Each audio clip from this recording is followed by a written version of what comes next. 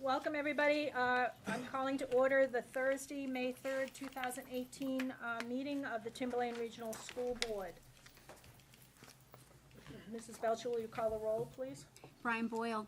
Here. Lee Doobie. Here. Kim Farah. Here. Dan Guide. Here. Sarah Mockamer. Here. Sean O'Neill. Yes. Sue Sherman. Here. Jennifer Silva. Here. Kelly Ward. Here. Seated with the board this evening is the superintendent of schools.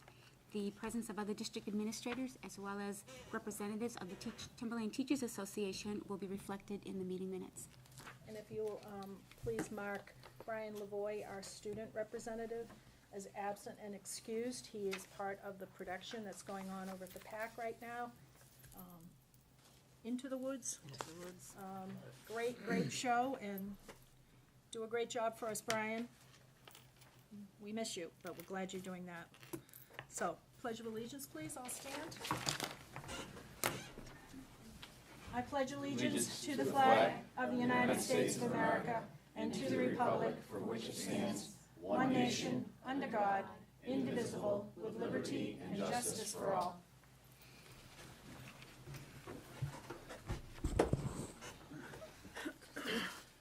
First order of business is our approval of minutes, which we have one regular board meeting set, which is quite lengthy, number of pages, and then we have some non-public minutes too. So we'll start with the April 19th meeting, regular meeting.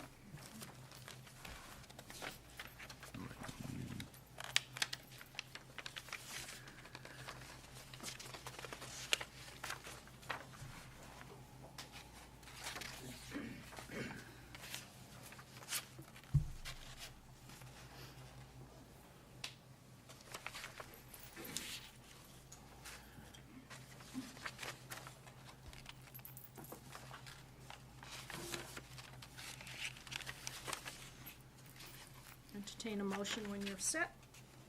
I'll entertain a motion to accept the regular minutes, but I'd like to... All right, let's get the have a motion comment. on the floor and then come back to you, Brian, thanks. Second. So motion made by Mr. Boyle, Second. second by Dr. Farah. Now back to you, Mr. Boyle, a comment or a correction? I guess it's a comment, I guess, and a question. I thought when we were going, it was probably be on page 4, when we were talking about the budget update, I thought there was a conversation or consensus by the board if there was anything that came from the auditors that would receive something. Didn't we have a... Did it not get in the specific minutes? I haven't not seeing it. I know when there was a discussion about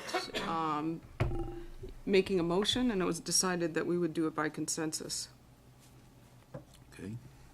So you want to make a change to the minutes then? Or would you like the Have it sentence to reflected. read? It should be. It should be reflected in the minutes. It's on point. I'd like to make a motion to amend the minutes to reflect that the board, by consensus, requested that any draft or any form of communications regarding the audit be provided to the board. Okay, I'll second that.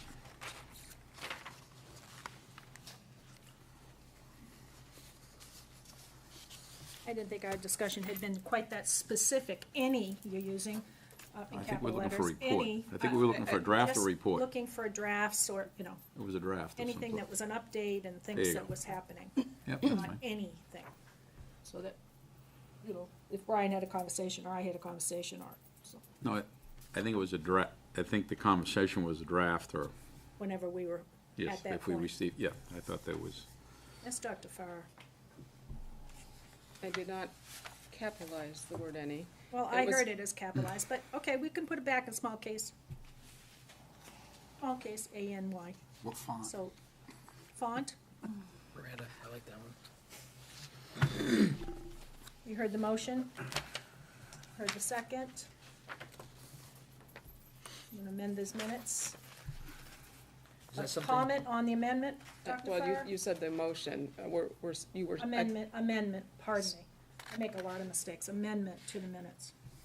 you want to amend the minutes to have it reflect a consensus that the board took concerning audit, updates, drafts, et cetera. Does that capsulize it? That's good. Does that capsulize it? Was your motion to amend? Could you read back the Amend, amendment, include, please? or,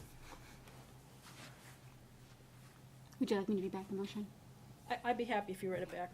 Dr. Farah motioned to amend the minutes to reflect that, I can't read my writing now.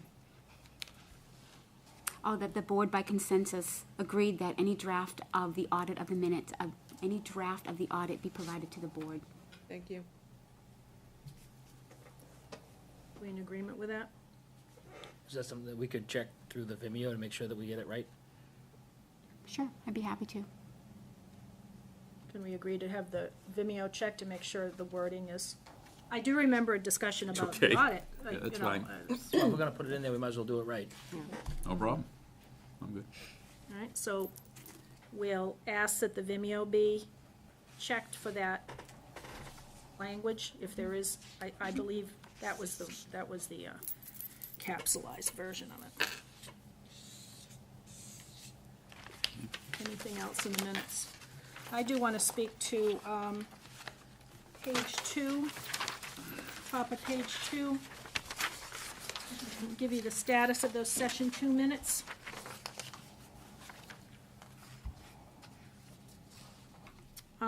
We've been advised that the minutes of session 2 are still sealed, and that I understand what our intent was, but that they are still sealed. You received a email from Mrs. Belcher regarding that, to hold on, that we'd made a procedural error, and the procedural error was we kept the minutes. We didn't recollect them as they were still sealed. So I guess what I would like to suggest here is that you might want to consider doing something different. But we have people that are suggesting that there's been a violation of our oath of office by releasing those minutes onto a Facebook post. If it was unintentional, that we thought the minutes had been unsealed, we could clean that up. It's been suggested that we vote to have a full board investigation, that they should not have been released to the public because it's a violation of our oath of office, that we censure the board members or board member who released those minutes. I await what you'd like to do about it. I'd actually like to call the question out of the motion that's already on the floor, What's the motion? which Approve was the minutes. for the Approve minutes. the minutes. That's what, so we'll call the question then. All in favor of approving the minutes? I'm sorry, there's an amendment on the floor. No, you said that, I thought, We're gonna vote on the amendment first. all right, we'll vote on the amendment. The amendment is to change the minutes by adding the business about consensus about the audit, and that we're gonna check it on the Vimeo. Correct. So all in favor? Opposed? Abstaining? Get that? I do, So now thank we're you. going to have that checked, and then we can reflect on those minutes. Well, that's the motion to, Right, now we've got the approved who was, oh, it was Dan. as amended, Thank you yeah, for it was catching 711, I believe. that. Yeah, my question is that, so Dr. Farah's was an amendment to amend the motion to do Amend the- that. amend So the- now you have voted to accept the amendment, and now you have an amended motion that To you need to accept vote the on. minutes So you with have one more that. vote to do. Right. So we'll call the question. All of those in favor? What do we, Of what? The The amended motion. motion to accept the minutes with the consensus added in, after she's checked the Vimeo, the language added in. Isn't that what we just voted on? No, we voted on the amendment. Adding the amendment. You voted to amend the Okay. motion. Okay. It's just happy with your procedure. vote? Yeah, Procedural. yeah. Are we all set now? We clear? so if we're voting on this, we're voting on the Accept the minutes? accepted minutes with the amendment in its entirety. So then after, if that vote passes, we're done with the talking about these minutes. With the approval of those minutes, that's correct. Okay. with the sealed minutes, with session 2 is sealed minutes, according to the minutes. Okay. Well, I would disagree with that, but But we didn't, I gave you an opportunity, so anyway, Yeah. Sarah, So if we take that vote, then does that not, this is basically done and we're not allowed to further discuss what you wanted to discuss on page 2? well, we've got a statement in the minutes Yep. that has been upheld by our legal advisors that the minutes are, those minutes were still sealed. So I was awaiting if you wanted to do anything about that. this legal opinion. Attorney General, investigation, vote again, take up the minutes again, censure the board member or board members, leave it where it is. All I'm doing is laying out the options. Jen? But shouldn't these minutes accurately reflect what actually took place at that meeting, which this is what took place at that meeting? Well, remember, yes, so the motion was, we did in public. These minutes don't reflect the discussion we had in non-public about the whole thing, right? We can't put those in the public minutes. Understand? So that's the motion, we came out of non-public and made that motion to accept the minutes, right? But I'm just thinking, even if you wanted to address that, that feels like something very separate from what these minutes are, because these minutes But I wanted to point them out. are a reflection of what actually took place at that last meeting. Dr. Farr? I agree with Jen. These minutes are a reflection of what happened at the meeting. Right? I did go back and listen to the Vimeo. There was a Okay. motion to approve and seal the minutes. That failed. I then motioned to approve the minutes. You, as the chair, said, therefore, that unseals them. These will now be open minutes. Then Because we that took was the my vote. understanding. Yes. That was my And so- understanding of the motion. So, and you clarified that, and the board voted based on that clarity and that motion. So Absolutely. these stand. I don't know, you can't go back and change these. Absolutely. So, and you mentioned a couple things. Who advised us to do this? Do we have legal opinion on this? Not in On changing writing, it? a phone call. 'Cause So I you had a received- conversation with I had legal? a conversation. I was concerned that we might have made a mistake, and I wanted to make sure we didn't. I see my job as a chairman, not walk us into illegal things if I can possibly help it. So I checked, just like the former chair did, checked to make sure we weren't walking into something. And he, our attorney, suggested that perhaps those minutes were still sealed if all you did was read this. And I explained to him that I believe we walked out of there that night. We all had minutes in our hands that we had unsealed the minutes. What's the problem? So, but yet we're talking about board investigations and things like that, but. I'm telling you, those were things that have been thrown around all week. Calls that have been made to me personally. I don't usually say things that haven't been spoken to me about. I'm not dreaming them up. So members of this board are asking for an investigation. Not necessarily members of the board, but our public, our constituents, that we Is there speak to. anybody on this board that wants an investigation of whatever it is we think? I said it was an Explain. option. I didn't say it was the only thing. I'm not advocating it. I'm just giving you all the options. Brian? So seeing how, whoever you talked to this week, was it, you and I have a lot of chats, but it wasn't this week.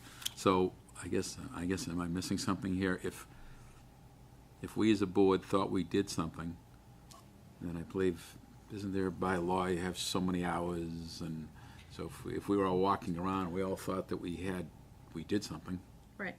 We believe, Because I saw I believe an we email at did. the end of the week, and I'm saying to myself, okay, yeah, this wait, I wanted us to wait to make what's sure going we on? hadn't This is done 5-6 days ago. What am I missing here? Well, we had the vacation week and No, the I understand the vacation week, but I guess I'm wondering why we're concerned about this, if no one really has filed any kind of formal complaint or whatever. I have not seen any formal I just complaint. don't understand what the concern is. there have been questions about we violated our oath of office if those minutes are still sealed. And our lawyer feels they're still sealed, but Okay. if we don't feel they are, we walked away with them. Yeah, I don't get it. If we seal the minutes, we recollect them. We didn't that night. Right, right. And then, and as Kim just pointed out, there was just conversation about it, so I think as a board, we thought we Yeah. 'cause we- unsealed them, yeah, so yeah. I don't. So let's, if we're set, then we're set. Lee, I'm gonna let Lee speak, he hasn't had a chance. So we spent 10 minutes talking about it. The minutes reflect what happened Yep. at the meeting. Yep. We all thought the minutes were unsealed. Yep. They made them into the public domain. That's a whole separate matter. Let's approve the minutes. Okay. Let's go through the formality of unsealing the minutes, because they're already out there. You can't pull them back. And then we can have a later discussion on how do we prevent these kind of missteps in the future. Good solution to me. So step one, to approve these minutes. Yeah. As amended. So a call for a vote then. All in favor of approving the minutes? 8. Opposed? Abstained? 1. Are you ready to move on? Should we make a motion? Can I make a motion to unseal the session 2 minutes of April 5th, 2018? Well, can I hear a second then? Yeah, you may Second. make I'll the second it. motion. Sean's seconding it. Now discussion? We thought we had unsealed them. That's the discussion. But we can double unseal them. Okay. If legal opinions that they were still sealed, we thought they were unsealed, they're, like I said, they're out there. They're already out So there. your motion is to unseal. Yeah, just formally unseal them then. So that's only a majority vote. Are we clear on what we're voting on? All in favor of Lee's motion? 1, 2, 3, 4, 5. Opposed? 3. Abstaining? 1. So the motion passes. The motion passes. They are unsealed. All right, we have a set, 5 sets, so I'm confused here. This is not, Non-public session 1, which are not sealed. oh, you did it on the back. No, Okay, not those ones, they're still in your packet. there's another set. Yes, I'm sorry. There's a set on one side and then a set on the other side. Okay, so here we go. We're trying to save trees. Okay, here we go. Non-public meeting session 1, April 19th. You with me? Hear a motion to, these are not sealed minutes. To approve these minutes says, So moved. Second. motion by Mr. Ward. I'm going to give the second to Mrs. Silva. Any discussion? Not, I'll call for a vote. All in favor of accepting these minutes for non-public session number 1. 8. Opposed? Abstaining? 8, 0. Oh, Abstaining, he did abstain, 1. she knew We're anyway. waiting, we're waiting for him to come back. She probably already had my name All written right, down. non-public session number 2, that's on the flip side, of April 19th. I'll make a motion to approve those minutes as written. Second. Brian made the motion. Sean made Oh, the Sean, sorry, your voices sound alike after a while, I wasn't looking up. Who's seconding? Brian. Brian seconded. Yeah. Any discussion of that set of minutes? These are non-sealed, non-public minutes. Okay, call for a vote then. All in favor of accepting the minutes of the non-public session 2? 8, opposed, abstaining, 1. All right, now, session 3. Wait, I have to find a little pile here. These are sealed minutes. 3. Coming around, Brian. They're coming, Brian. They've been in this sealed. These are sealed ones. Oh, okay. Going to the cone of silence here. Maybe.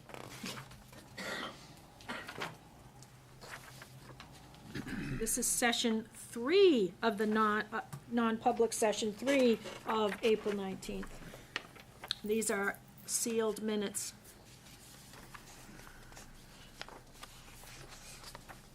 Oh, yeah. Same thing.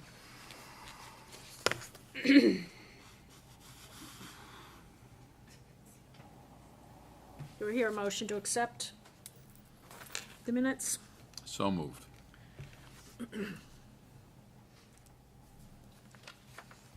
I'll second. Second from Sarah. This is to approve the minutes.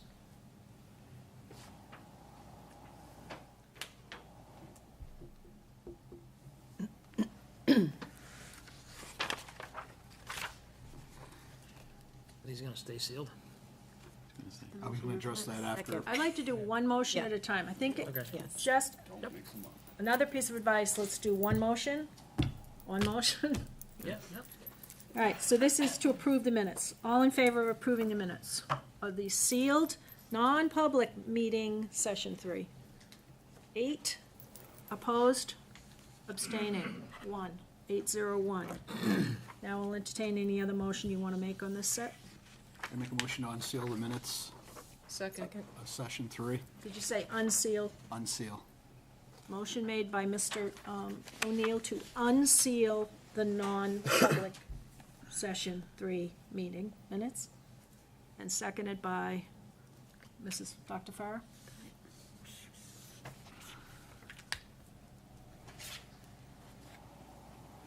Are we set? All those in favor of the motion? 7, 8 of us. Opposed? Abstaining? 0, 1. All right, now we got session, where are we now? Where's session 4? Here they are. So you may keep those minutes, you don't have to pass those back. These are the non-sealed minutes, unsealed, These no, are sealed. sealed, these are sealed, sorry. Sealed minutes of the non-public session 4 of April 19th.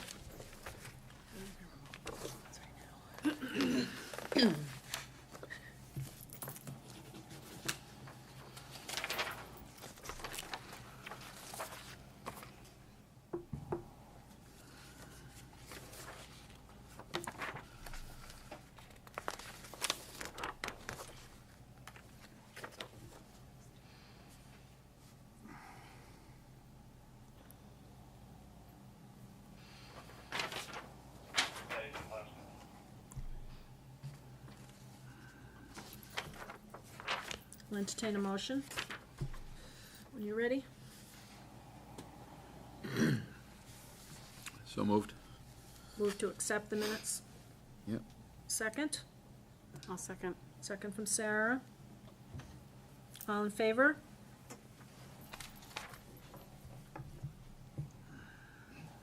Eight. Opposed? Abstaining? 1. So these are still sealed.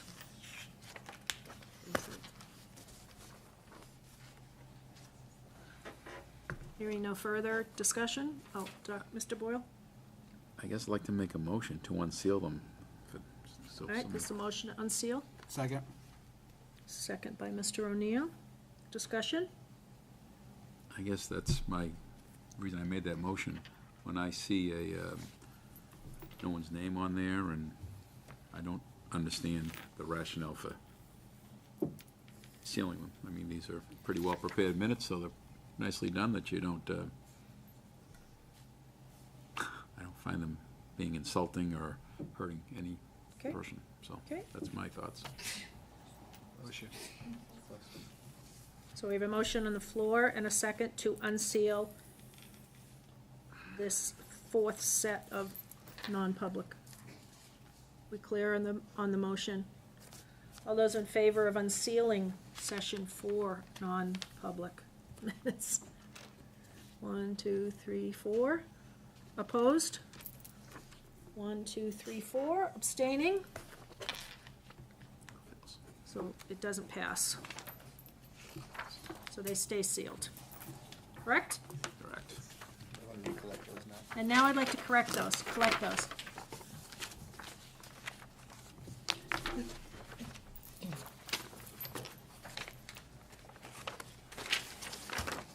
Is that all the minutes? Yes. So it wasn't There on was fifth? one more. No, the 5th one was the first big set, right? Is that what it was? You had 4 non-publics. 4 non-public total. and the 1 big set. Do I have all of them? Okay, phew. Oh, we have no student representative. Go, Brian, break a leg, be a great, awesome. Okay, delegates and individuals. We have, first up, Mrs. Lowe's from Sandown. Good evening, Mrs. Lowe's. Sheila Rose, Sandown, New Hampshire. First, Madam Chair, I would like to thank you for the letter I received on behalf of the board on April 19th. This letter essentially denied my request and added no additional information other than the school board has no authority over a private citizen. I will say this, there was nothing in that letter that I did not expect from this board. However, I have to wonder how fast an investigation would have happened if I sent the initial message. But I do have additional questions. Has and will this board or SAU send any letter as of yet to this vendor, making it clear that their contractors will abide by our code of ethics and conduct? Has the school board asked or received a copy of this letter? If not, maybe you should be asking for a copy of it. Secondly, will our school board policy committee members plan on amending our policies to include all contractors that are on our property to adhere to the same code of conduct and/or ethics that our own employees do? As I see it now, contractors have more rights than our own employees, and this needs to be fixed. Please begin with GBEA, GCBA, GDG, and KEB. Also should be modified to add any consultants.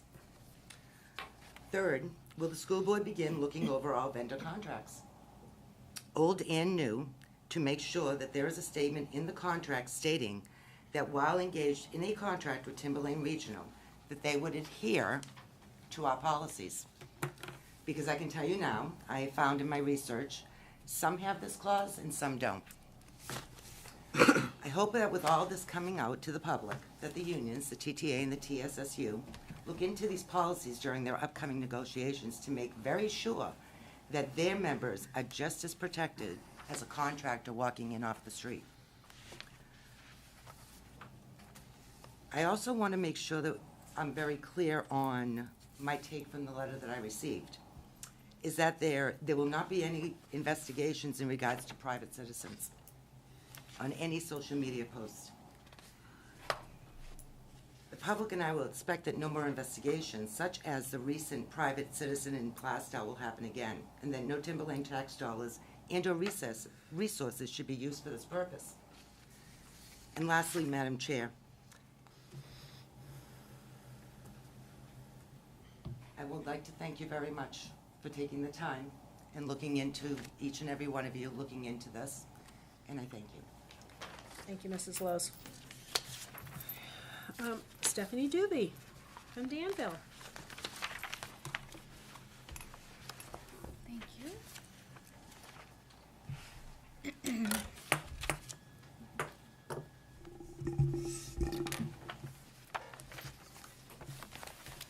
Good evening. Hi. Hello. Stephanie Doobie, Danville, New Hampshire. As a parent and taxpayer of this district, I want to address the following. First, I can't help but notice this new feature of those in attendance being admonished by the chair before even opening their mouths, as has happened on several occasions in previous school board meetings. This is for the mere prospect of possibly saying anything untoward. Having been a school board member for 2 years, I know full well that correspondence is not addressed as it should be. What other venue could there possibly be for one to voice any disapproval or concern other than here at the school board level? Second, the presence of 1 to 2 police officers since the chair was elected last month is a new addition to the school board meetings. Oddly enough, having served on the board last year with former Chairman Boyle, not once was the police called, even when some of these meetings were quite contentious. Why are they here? Is it to protect the school board from the public from the school board? Is it to protect the superintendent from the public? Or what? What possible reason can be given for this to be happening now, other than to try and to intimidate and/or thwart any open dialogue? Much to Brian Boyle's credit, he welcomed open dialogue and open discussion before and even during meetings on occasion. Thank you for that. I suggest the current chair have a more welcoming and transparent approach to those taxpayers, parents, and students served by our school board. Finally, I also want to bring up the issue of the bullets found on school property. Here's my issue with how this was handled. The superintendent tweeted on his personal SAU Twitter page and ran to the Eagle Tribune before parents and kids were alerted. This situation boils down to this: very scary and unacceptable for the kids to get a tweet like that from the superintendent, and very scary and unprofessional for parents to learn of this from their kids, a newspaper article, a Facebook post, and not from the TRSD. One parent reported that her 14-year-old had it come up on their Twitter alert before she learned of it. Unacceptable. Timberlane kids were scared, as were their parents. This is unacceptable, and this should never happen again. Why isn't all school safety-related information sent to parents via school messenger or robocall? Is it too much to ask that the school board rein in the superintendent's proclivity towards tweeting and racing to the press on any given topic? My action-oriented questions are as follows. What is being done to the schools to ensure that the kids are safe? Parents and kids deserve to know. And also, my last question is, how are you, the school board, going to ensure that parents and children learn pertinent information first before tweet or bat dial to the Eagle Tribune? The parents and kids of this district deserve better than that from the superintendent, the highest paid superintendent in the state. Thank you. Thank you, Mrs. Doobie. Okay, if we could move on to our current business of the board. We have a pre-K curriculum, second read.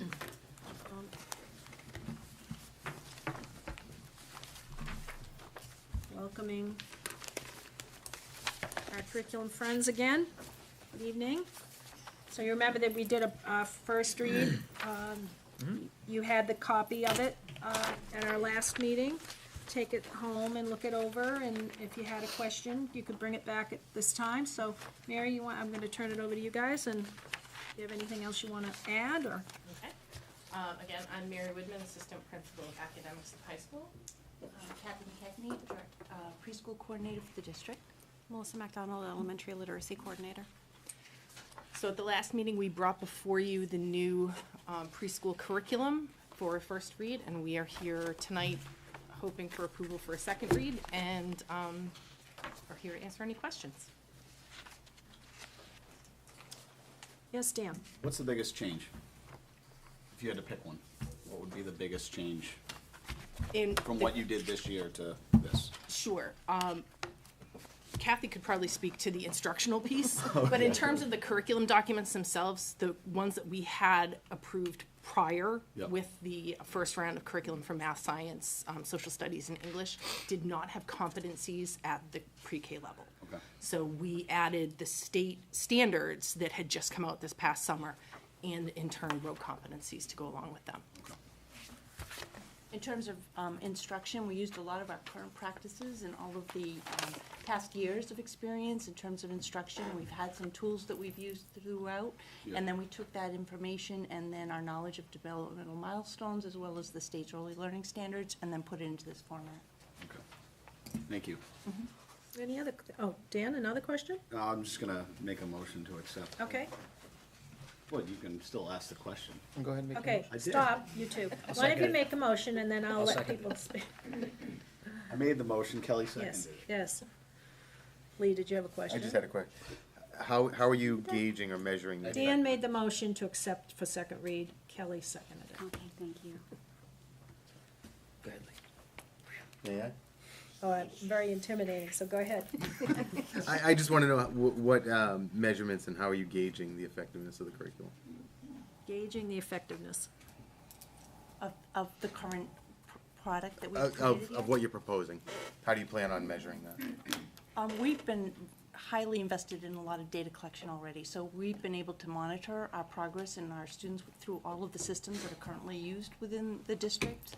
So our students are involved in the STAR measurements for our 4-year-olds, and then we're doing our data talks and a lot of our current PLC meetings. So we've been monitoring progress on our curriculum already. So now we have documents that reflect current, sort of what we've been doing, and then really solidifying as we move forward. So the measurements are already there. It's They're really in place, and then this is adding some more of our framework, so our data is going to become more precise in some of what we're measuring and really tied to where we're headed and how we're in line with like kindergarten and such. We will go through the same process with pre-K to, as we are with our other elementary curriculums, and that moving into stage 2, there will be assessment, alignment, and as well as instructional alignment in stage 3. Excellent, thank you. Jen? I want to make sure, I'm not sure if I heard you correct. Did you say STAR testing? STAR, we're using the STAR assessments. STAR or the assessment. STAR, What does that look like for pre-K? for the 4-year-olds? Yeah. They're involved in, it's the frequency of the STAR systems. Yeah, it's the STAR Early Literacy, so it looks very similar to how kindergarten takes theirs, where it's read aloud, there's choices. It is a little different in that it is broken down by subtest when you look at the results, rather than an overall score like you would with a K through 5 student. They give some nice early indicators as to what our instruction is doing in terms of literacy performance for the 4-year-olds. And it's all administered one-on-one on the iPad. One-on-one, you said. Yes. Other questions? If not, I'm going to call for a vote. Yes, Sarah, go ahead. And this aligns right into the kindergarten curriculum. I spent some time on looking at the state standards, and I was impressed at how much more extensive this is, honestly, than the state standards. Spent a lot of time reading through it, and I was like, oh, wait, and looking through different pages and not finding the same expectation at the state level. So I commend you on your hard work. It's really it's impressive. So, but it aligns with kindergarten, so that's good. Thank you, Sarah. Anything else? If not, I'm going to call for a vote. This is on a motion to accept and approve for second read, right? Correct. Okay? All in favor?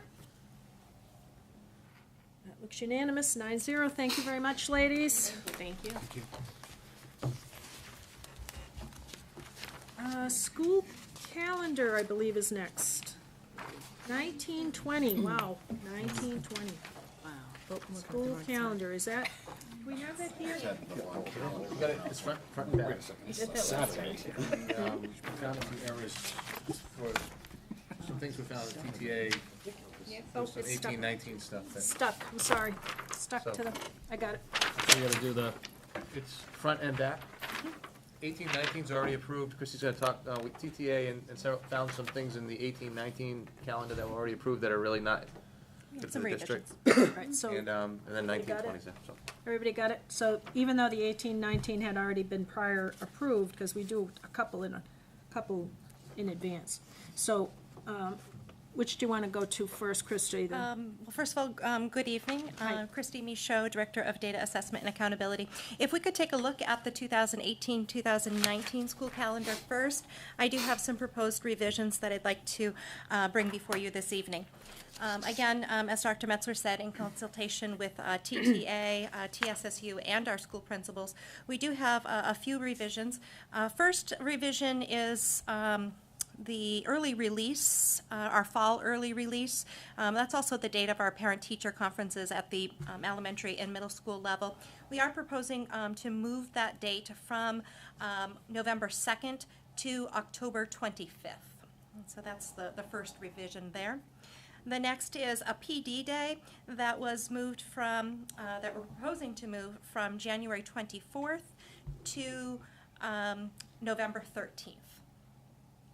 The only other revision that you will see is the dates of our quarter and trimester closing. We made some revisions there of the dates just to be in accordance with the revisions that I just spoke with you about for the PD day and the early release. Can I ask a question about why we would move, is the PD day moving from January because of weather, or?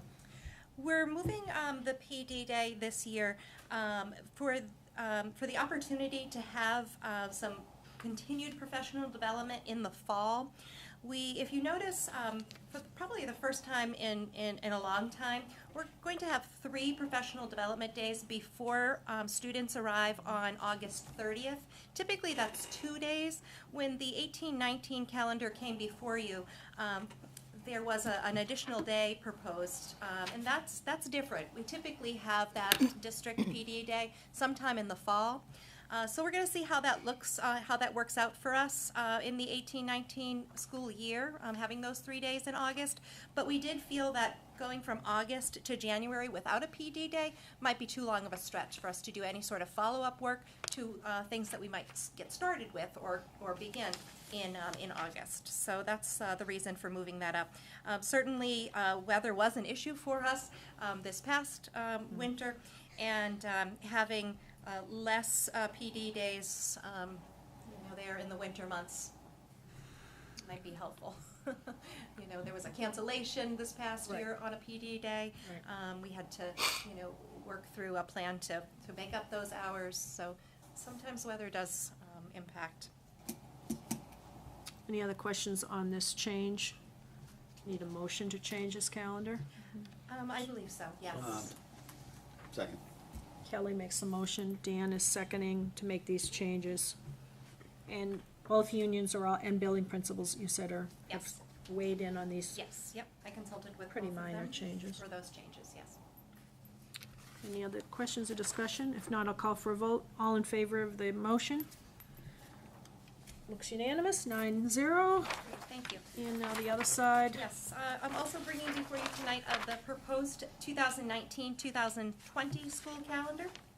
Again, I did work in consultation with TTA, SSU, and the school principals to develop this calendar. Highlight a few things for you. Do have district professional development days prior to the start of the school year for students. That first start day will be on Thursday, August 29th for our students. We do have an early release in October. Again, that's just about a week earlier than we typically have our parent-teacher conferences. We did get some strong favoritism to having an earlier parent-teacher conference with our teachers and our parents. So we're glad to place that a week ahead, end of October. Again, a professional development day was suggested for November 12th, and that follows the Veterans Day weekend.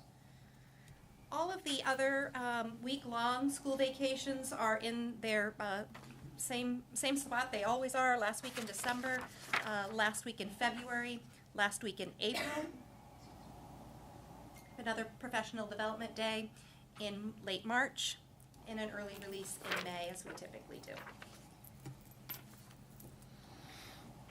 And we need a motion, so we put a motion on the floor, then we can discuss. Dan's making a motion, can we get a second? Sarah seconding. Any questions or discussion on this? Pretty hard to plan out that far in advance, but we'll give it a shot. Jen? Not really about I don't know if it's the right time to ask this, but seeing as we're on calendar, I thought maybe I'd just ask.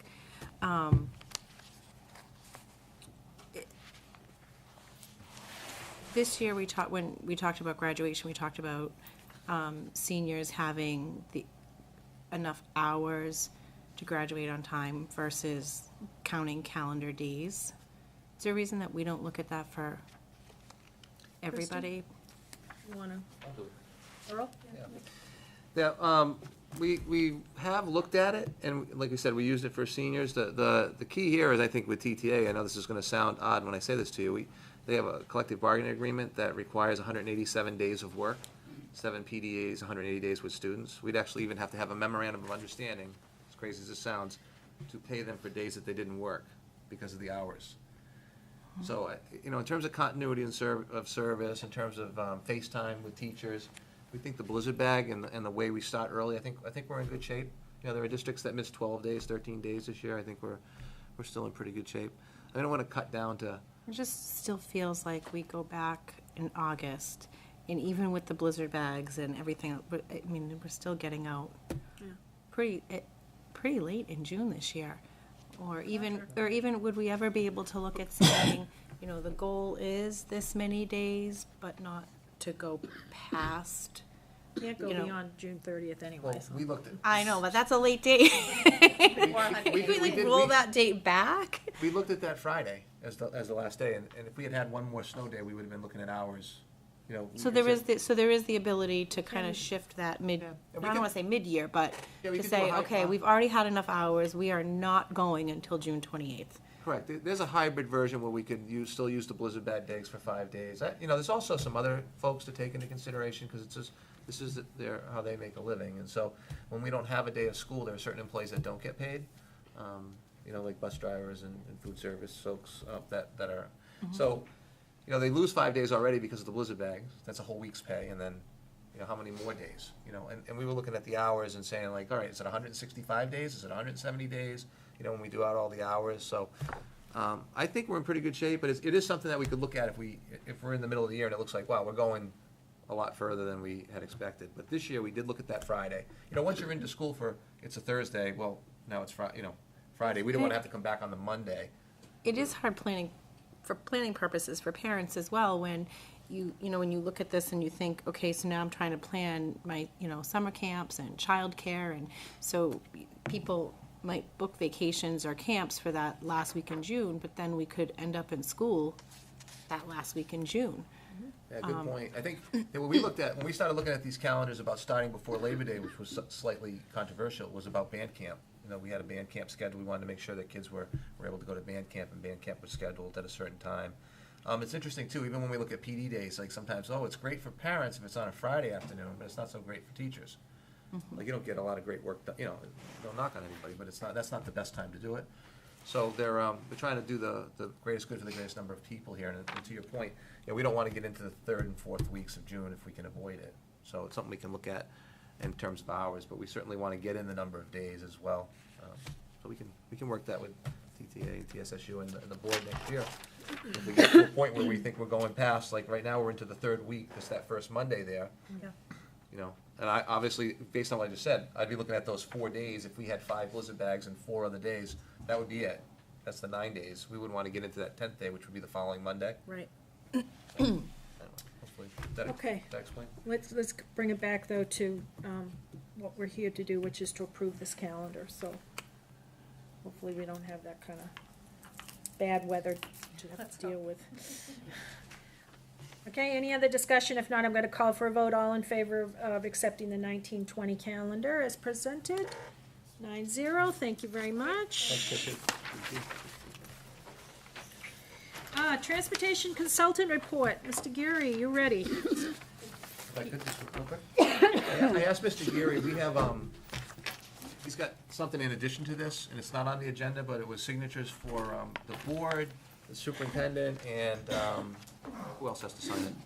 The signatures you need to get for the grant. All the board, Reimbursement. the school, the superintendent, and the business administrator. And the business administrator. So there's a grant that It's in we your packet. received, that's in your packet, that it's not on the agenda, but it was something we wanted to be able to acknowledge either before or after this presentation, if that's okay with you. I'd like to do it after this. I'd like to do this presentation first, and then I'd entertain looking at this additional thing, since it falls under your bailiwick here, Mr. Geary. Perfect.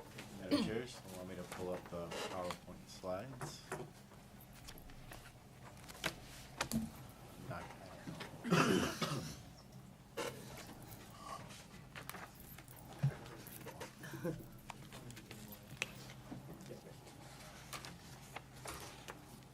All right. Tom Geary, Business Operations Coordinator for the SAU 55.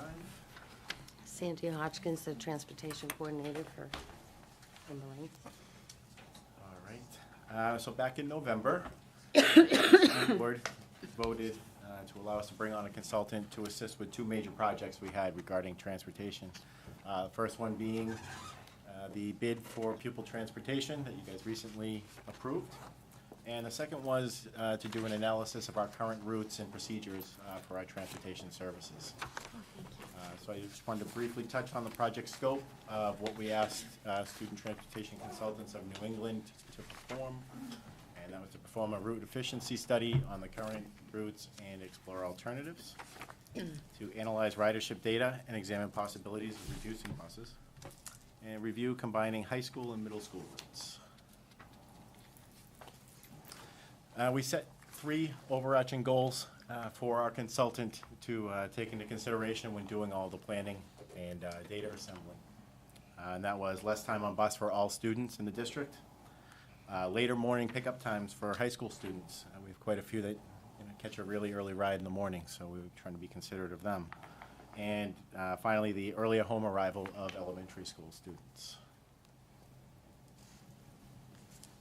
To do this study, we had to collect the current data, right? So part of that was the start and end times for all schools. First pupil pickup time, last pupil pickup time, and the last pupil drop-off time. AM, PM, school arrival and departure times, total bus run time, bus run miles, and planned student ridership versus actual ridership.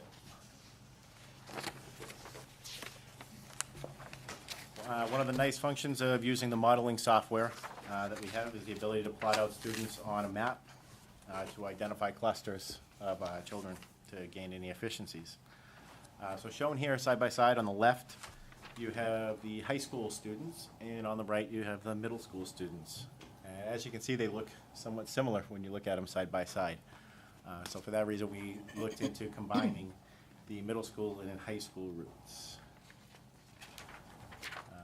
Now to do this, to properly model, we chose, I think I went too far. No. We chose to use Sandown as our test town to build this from scratch, to model the high school and middle school combination.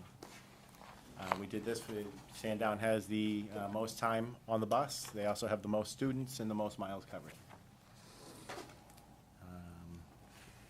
So key points that I'd like you guys to look at right now for our current routes. In the district, our first AM pickup is at 6:03 in the morning for high school. And for middle school, first pickup is at 6:19 a.m. The last PM elementary drop-off for those that ride a bus that services the high school is 4:01. And the last PM drop-off for those students that ride a middle school bus is 4:10. I think it's important to note that that late time for the elementary is actually the Sandown Central buses. There's two, because they get out actually later at 3:20.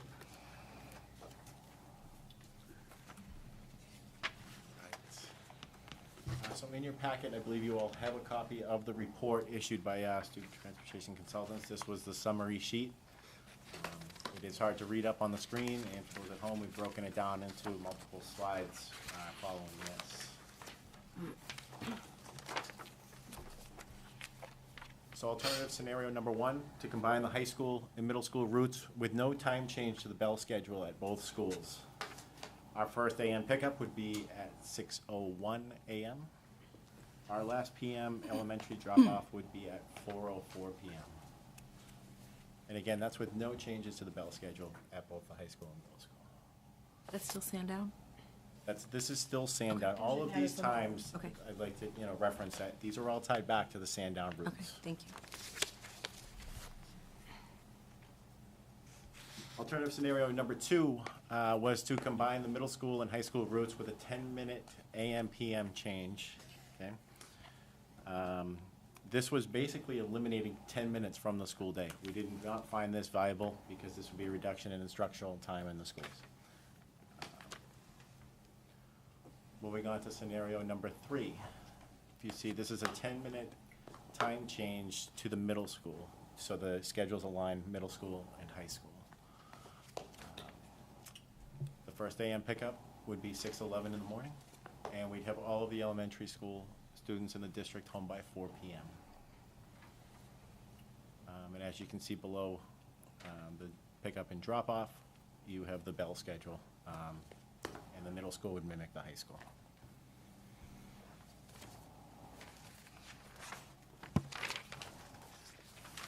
So to compare the route scenario number 1 and 3 in comparison to our current routes, I think you'll see in scenario number 1, you have our elementary school students, some of them arriving 3 minutes earlier home in the afternoon. 3 minutes later in the afternoon, some of our students would have arrived 6 minutes earlier.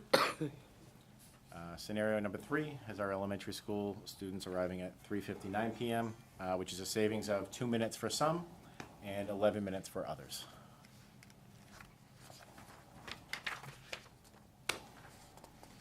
So what I would like to do at this point is that if we can answer any questions tonight that we have regarding the report, we'd be happy to answer. But I would like to take this back to our Transportation Advisory Committee because there are other factors, right? We're only looking at bus times. We're looking at other factors as traffic control on the street here, instructional questions, and obviously some questions that have to be run by middle school, high school administration, and parents. So I would preface it in saying that we would not look to institute any of these changes for the 18-19 school year. We would be looking at 19-20, so we could properly execute if that's the direction that we all decide to go.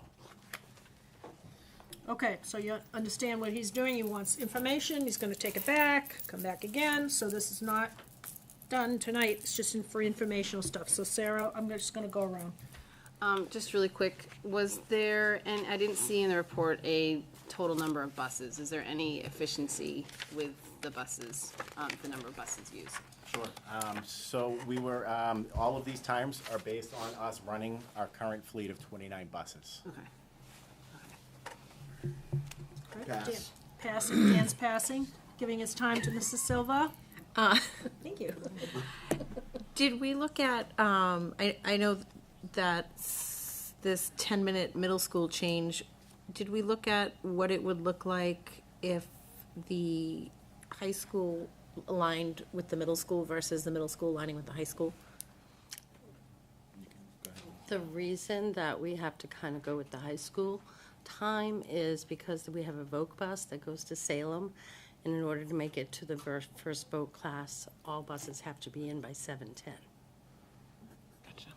So the vocation bus, We can't vocational change bus. Salem's start time. We can't change Salem's or Pinkerton or wherever we're going. Okay, Brian, pass. Sean, pass. Kim? So the board hired a transportation consultant. Could he just not make it tonight? Why isn't the transportation consultant here? He was unable to make it tonight. We've also exhausted the contract terms with the consultant. So if we were to bring him tonight, it would be an extra cost. He's on an hourly rate, and we've used those hours. Okay. So I only get one question? Is it a follow-up? I'll wait my turn and get another one. Brian, can I have yours? Lee was next. I know that, pickup and drop-off locations change by year, by enrollment, but in this study, was that basing it off of all the current drop-off and pickup locations, or was there changes made to that? This is on our current students right now. Good, thank you. That's how everything was modeled. Sarah? Were there any efficiencies in the routes that he was able to identify that you hadn't, you've been doing this for a number of years, but I'm just curious if there was any route efficiencies. I don't believe so, because you have to have the stops for the students that are there now. The only difference would be, obviously, when you combine high school and middle school, some of the stops are combined, together. Right. But there are also some stops just for a high schooler or some for a middle schooler. Dan? I guess, did the consultant recommend any changes to the way we're doing things? We put it that way, I guess. Sure. Right? I mean, if if you you could find in just the- briefly hit it. Sure, in the first section, you have the summary, and at the end, one of the major recommendations was for us to frequently document the ridership. We're very close when we have our planned ridership to being over capacity, so that's one of the recommendations is to look at this on a more regular basis, and then also maybe down the road is to plan for adding buses to the district, to the fleet. Beyond the 29? Yes. What, I can explain, what happens Wait, is- stop. Oh, I'm sorry. Gonna do this orderly, we're just not gonna have a I'm going sorry. on conversation, please. Did you wanna ask your question, Sean? Beyond 29, so that, That would be more, yes. so we currently have 29 buses that are not filled to capacity, and we're gonna add more. I've seen in here, we have 447 that are being picked up, 170 students are not at the high school. So in the model, are they assuming that those 170 students that don't get picked up currently are going to be riding on that bus and plan for them accordingly? Sure, so much like we do the budgeting process, we look at it the same way with transportation, and we have to plan to give a ride to all of our students. So Yes, That's so the where answer is yes, we more buses plan to. come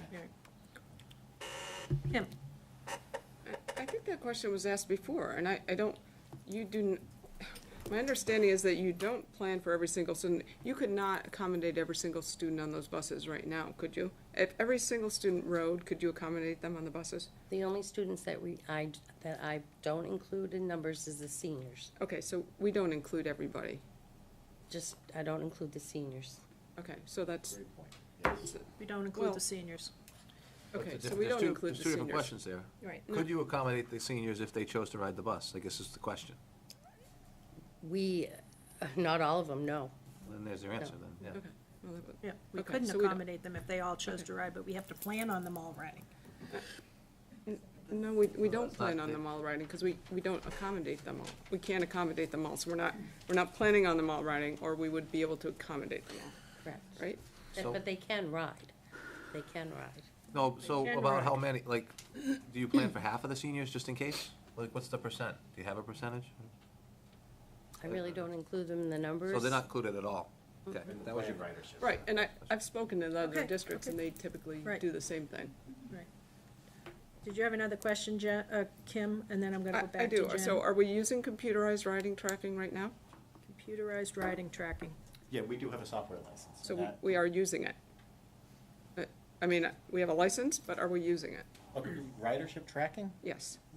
No, we don't have that module, I'm sorry. I Oh, misunderstood the okay, question. I'm just, That would require badges for students to be swiping on and off the bus. okay, so To have computerized I'm ridership just tracking.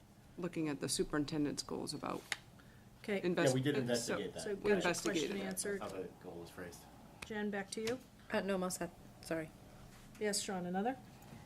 So as I understand it, our current contract and also this future one is we have dynamic bus allocation. So in other words, if all of a sudden the seniors decided to say, hey, let's ride the bus, they would put an extra load on the system here.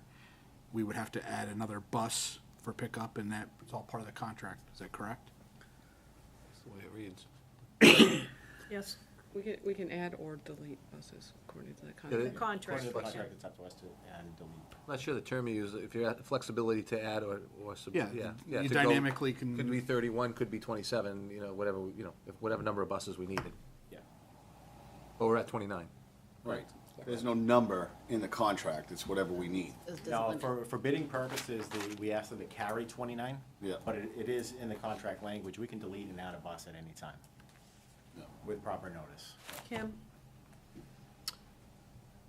I understand that you're doing this for the entire district about looking at combining. But to be fair, to be equitable to the outlying towns, which are Danville and Sandown, Danville's enrollment is dropped precipitously.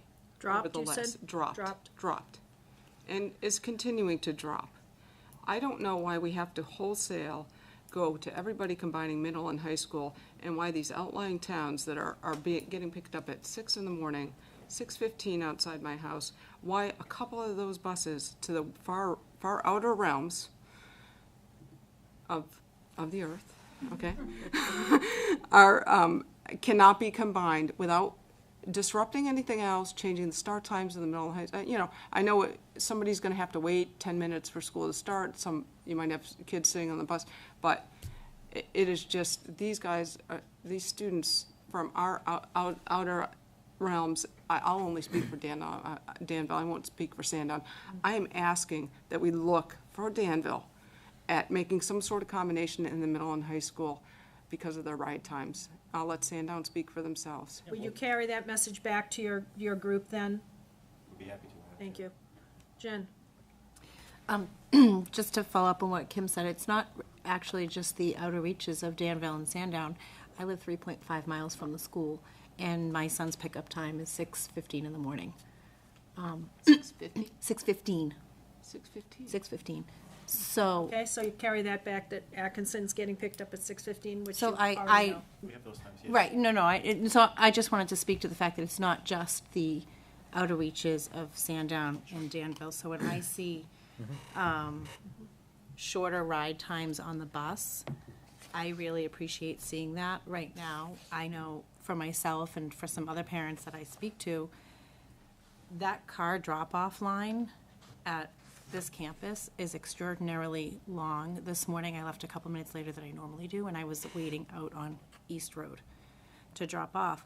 But the reason for that is because the pickup times are so early. If they were a little bit later, I do think more kids might ride the bus to school. So you'll carry that message back to your group as well. I know you. Is anybody else who hasn't had a chance or hasn't had a third chance or fourth chance? Kim? Could I ask, and why is that for Atkinson when they're so close? Why does it take so long? Just, I mean, I know Danville, but even when you get out of Danville, you still got 15 minutes, but, and why does Atkinson take so long? Is that a high school or middle school? That's a high school. And as a matter of fact, for the ride home, my middle schooler gets dismissed, as we know, 10 minutes before my high schooler. And my high schooler is home 20 minutes later than my middle school student.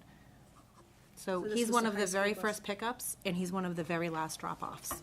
There are only 3 high school buses in Atkinson, so to cover the full area. 3 high school buses in Atkinson. And they most, in the morning, they start from the furthest distance and work their way in. And like I said, we're not even 3.5 miles. I know. Okay, other things that they can carry back to, they're not gonna solve this tonight here, but you've got, if you didn't have a chance to read the report, there's quite a bit of information from the consultant that we used. Quite a bit of information there that Mr. Gary encapsulated. Okay, Jen? I don't, why would this not be able to start for the next school year? I believe a major change like this has to be put in front of other stakeholders. Right? We have the busing report. I think there's other factors that we have to reach out to. If we're proposing a time change, I would even want to get it in front of the parents. You know what I mean? So, The school principals? if they're not done yet, then we're not ready to probably do it over the summer to have parents prepared for, if we're gonna go with the time change and stuff like that. If they're not done doing what they're doing, that's all I mean. If he was ready to Well, it's go, only 10 minutes for, it doesn't matter. Doesn't matter. It's There's a lot of time change. factors. And- Okay. And parents, some parents will have a serious issue. I could say that now, you know what I mean? But I don't know, obviously, but I would assume that some parents will have a serious issue with just 10 minutes, 5 minutes maybe, I don't know. But that's. Kim, something else, last things? I think I would suggest, you said you did this for just one Sandown route, correct? I think The entire. you did it for all town of Sandown, so then you're gonna move into the other towns.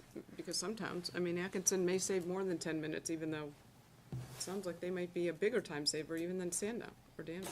So take that suggestion back to your organization as well. Last thoughts, anybody? Yeah, Yes, Dr. Munson. Thank you. The other piece about some of the kids that choose not to ride the bus, they choose for lots of reasons, but I've been over there and watched. They get out with really large instruments, really large sports bags, and they just don't, they can't bring them on the bus, so they talk to parents. no, I understand, but it's just, my daughter plays the trombone. Okay. She still insists on taking the bus, even though I drive my other one. I don't really understand that. But I know there are a lot of people dropping off just because of the time is so early. Yeah, and we looked at this whole, it's been looked at a number of ways, it's difficult, there's only one road in, one road out, both sides, and it just gets really congested, the police could, so it's tricky. Well, we'll await next steps, whatever, when you are ready to come back, let us know, and we'll listen some more. See what you've got going, thank you. Now, thank you, Sandy, you're all set, but I think, Tom, if you could find in your packet, the information, it says, it's an email, and it talks about the project, I believe, over in Danville. Sure. So back in the early fall, we had a failure of the fire alarm panel at Danville Elementary School. This was an emergency fix to the tune of nearly $23,000. That had to be done. We worked with the fire department to make sure that everybody was safe at all times, and we were still meeting code. So when we were applying for security grants through the state, I threw this one in there to see if it would stick, because it was a retroactive application. We had already spent the money, but it did meet the RSA, the paragraphs A and B. I believe you guys all have a copy in your packet of the RSA for the State Infrastructure Fund. So the state did award us 38% reimbursement. So as a matter of procedure, we need a sign-off from the business administrator, the superintendent of schools, and the school board that states that the project met the RSA. Also, just to make you feel more comfortable signing that, the state wouldn't have approved the grant if it didn't meet the RSA. So I'm here asking for their signature on this notarized document so we can seek the reimbursement. So I have the document that we might be able to get some money. Sure. We'll send that around. Any Just questions? under $9,000 too. Yeah. Any questions? Oh, of course. Mr. Doobie? Was that just for the alarm panel, or was there other work done? That is for the alarm panel, and then full testing, point to point of every device. Other questions? Brian? So our share is the 8740. Do we have that? We have the money? We've already paid this bill. This was paid back in the fall. We're just getting reimbursed. That's the reimbursement. Yeah, That's so we the get that. reimbursement is nearly Right, 9,000. thank We you. had to pick up the other 62%. Yeah, this happened in October of 2017, right? That's correct. Yeah. Kim? I'm looking at this last page, and I'm thinking about the structural problems that we have in the path wall. Is this fund something that we could put in a request for? So all the application deadline has already passed, so it's closed right now for new applications. Is this a yearly application that, is this this- a one-time thing? Yeah, so this was set up through state surplus. So the state had a surplus, they decided to put this into the infrastructure fund and dole it out, and the majority of the projects were school security related. Oh, and that's why this one made it under there, because This of the one fire made it, service. this one made it under the life safety category because it's the life safety system. Where the pack wall might not. Well, Well, if you read the we didn't- criteria here. I know, but we didn't apply. Currently, the pack wall is not, I don't know, a structural deficiency. It's just the covering that's there. The metal's fine. Well, anyway, we're not discussing that. Right. The but- answer is well, I mean, I don't no. wanna say that the pack's unsafe. It's not No, unsafe. no. It's not a, this was probably one-time thing, maybe it'll come up again, but I'm glad we got some money. Get reimbursed. So the packet's going around if you would like to sign it. Anything else? If not, thank you, Mr. Gary.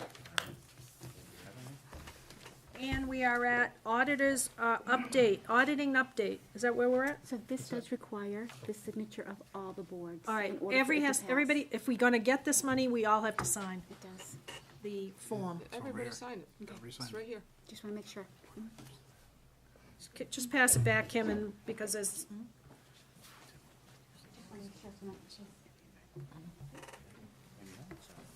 there you go. Wonderful. We're at an auditor's update. Anything that you have to tell us would be great, I think, probably at this point, Mr. Dowd. Well, thank you, Madam Chairman. I think we're in good shape. We have agreed upon May 18th as the date for the release of the audit report. May what? 18th. It's workable for Plodzik and workable for my office. So aside from that, everything that they need should be in. We have some information coming for a GASB update on some of our post-employment retirement benefits, as well as from actuary. I expect that that'll be in by Friday. Yeah, she's gonna. Kim, did you want to address your internal audit question at this point? Kind of Sure. fits here. The question was, the RFP went out for the internal controls audit, and it was initially for work to commence 30 days after, and now it's reading 90 days. I didn't know why that got changed. Up to, I believe. Is it up to? It said up to, but I think the original RFP said up to 30 days. So there was a change in the wording after the board approved it. How did that happen? Did I miss something? I think it just allows for more flexibility in the audit firm responding to be able to accommodate it when they can. I don't want to exclude anyone. I can pull it back and reissue it if that's the will of the board. Well, I'm just kind of surprised. I was just surprised because we had approved it, and then it went out under a different set of conditions. And So now, is it the will of the board for me to pull it back? well, my concern now then, so it's due, what's the due date on that audit? I believe June 8th. June 8th? May believe so, 18th, yeah. what did you I say? mean, May 18th? June 8th? Hmm? The audit is not coming in, when we originally put this idea together. Right. It was based on, a series of things happening, the budget being done, the audit being completed. We haven't seen the audit report. Right. We don't know if there are things that need to be cleared up in the audit report, and we go out for an internal controls audit, and we start having somebody work on it, then, Well, that And does we're not circle really around sure. what we had said when we had this discussion a couple meetings ago. It's now we're, with some of that stuff that we'd want an internal audit to take care of, already gonna be taken care of, and are we overdoing it? And so, the question is, do you wanna pull it back? You wanna leave it as it is?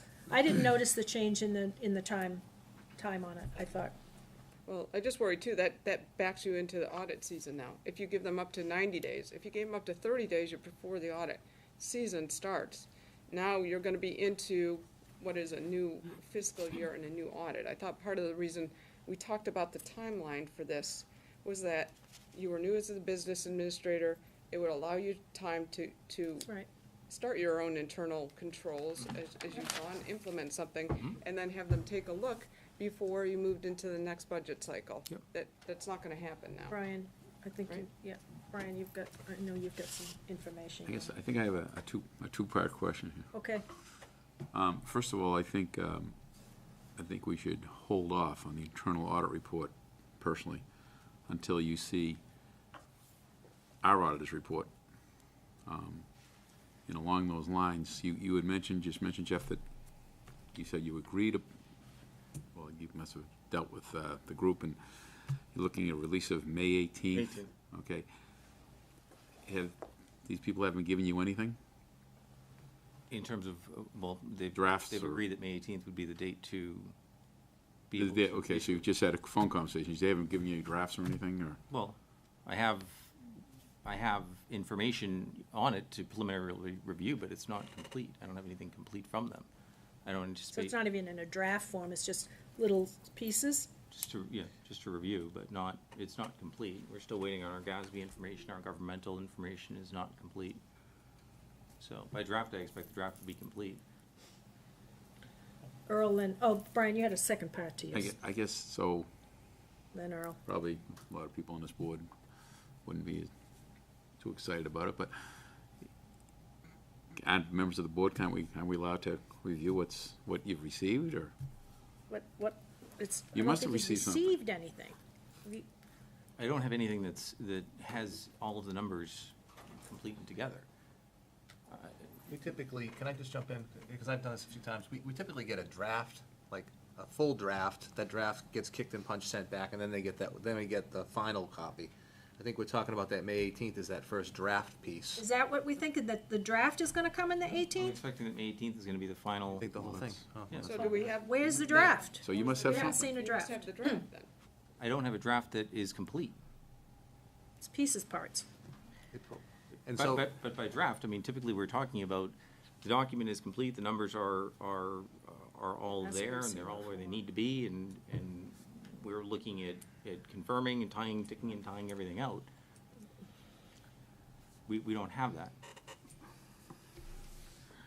so Brian and I had many conversations about this internal audit versus the regular audit. So the date thing is, that's mine, because I had said it wasn't going to have any value to us unless we had the audit complete. So I just extended the back end of that, hoping that we'd have our audit complete soon, and then we'd have room for the RFP to do the internal audit. And I think it has to do with availability. We're not getting a lot of traffic on this RFP that's out there. Now, maybe it's because the date's far out or not, I don't know. But that was my understanding when we talked, that we wanted our audit before we decided what to do with an internal audit, correct? No, I agree with that, but I guess I probably more than, I mean, I'm just one of 9 here, but as a member of the school board, I guess I would like to see what's going on. You know, like there are people here that their expertise or is more curriculum and they get involved. I just would like the ability to see But what's if we going on. don't have anything, Well, you must have something. Well, anyway, the history with the last 5 years is I saw like a rough draft that would come in, but it was complete. All the numbers were complete and everything, and then George would go through it, and if there was things that didn't make sense or things that needed to be whatever, and then he would make changes and send it back. If there was, and then they would do a final draft, and then we'd get it. And that happened pretty quickly. It was like within a, I don't know, 7 to 10 day between the 2 drafts, I think. And I typically would get something in the mail, right? Like I'd get a full draft, like report. Pages. So I don't know what we're asking for right now in terms of pieces that aren't all pulled together. 'Cause I've never, If he just says emails back and forth. that's not a draft. I've never, I don't know, I guess. I've just never looked at it in pieces. I don't know what we're asking. I'm a little, well, you're now at May 3rd tonight, Right. and you're telling me you're planning on having something completely done in 2 weeks. So there's something missing here. There must be a draft. There's because something is you couldn't missing have the here. final in 2 weeks if you don't have the draft yet. There must have been comments, there's something missing here. That's all I'm saying. No? Kim?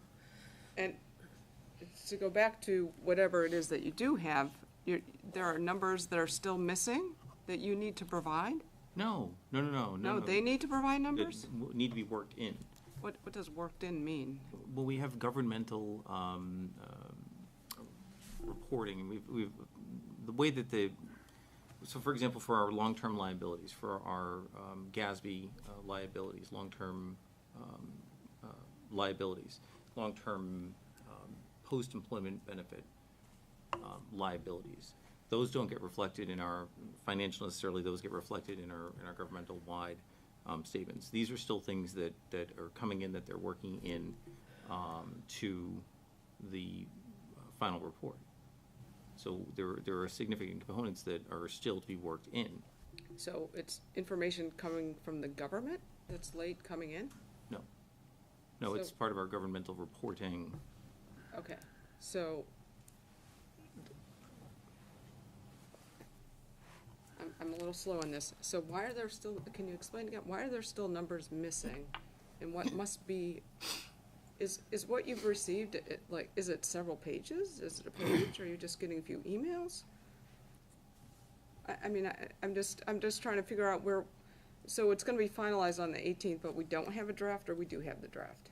We don't have a draft that contains all of the numbers. How long does it take to review? I mean, how long does it take, once the report is finalized, this board has asked that I make it a priority to get it out. Does it take a month for me to have a draft, to turn it around, to get it out?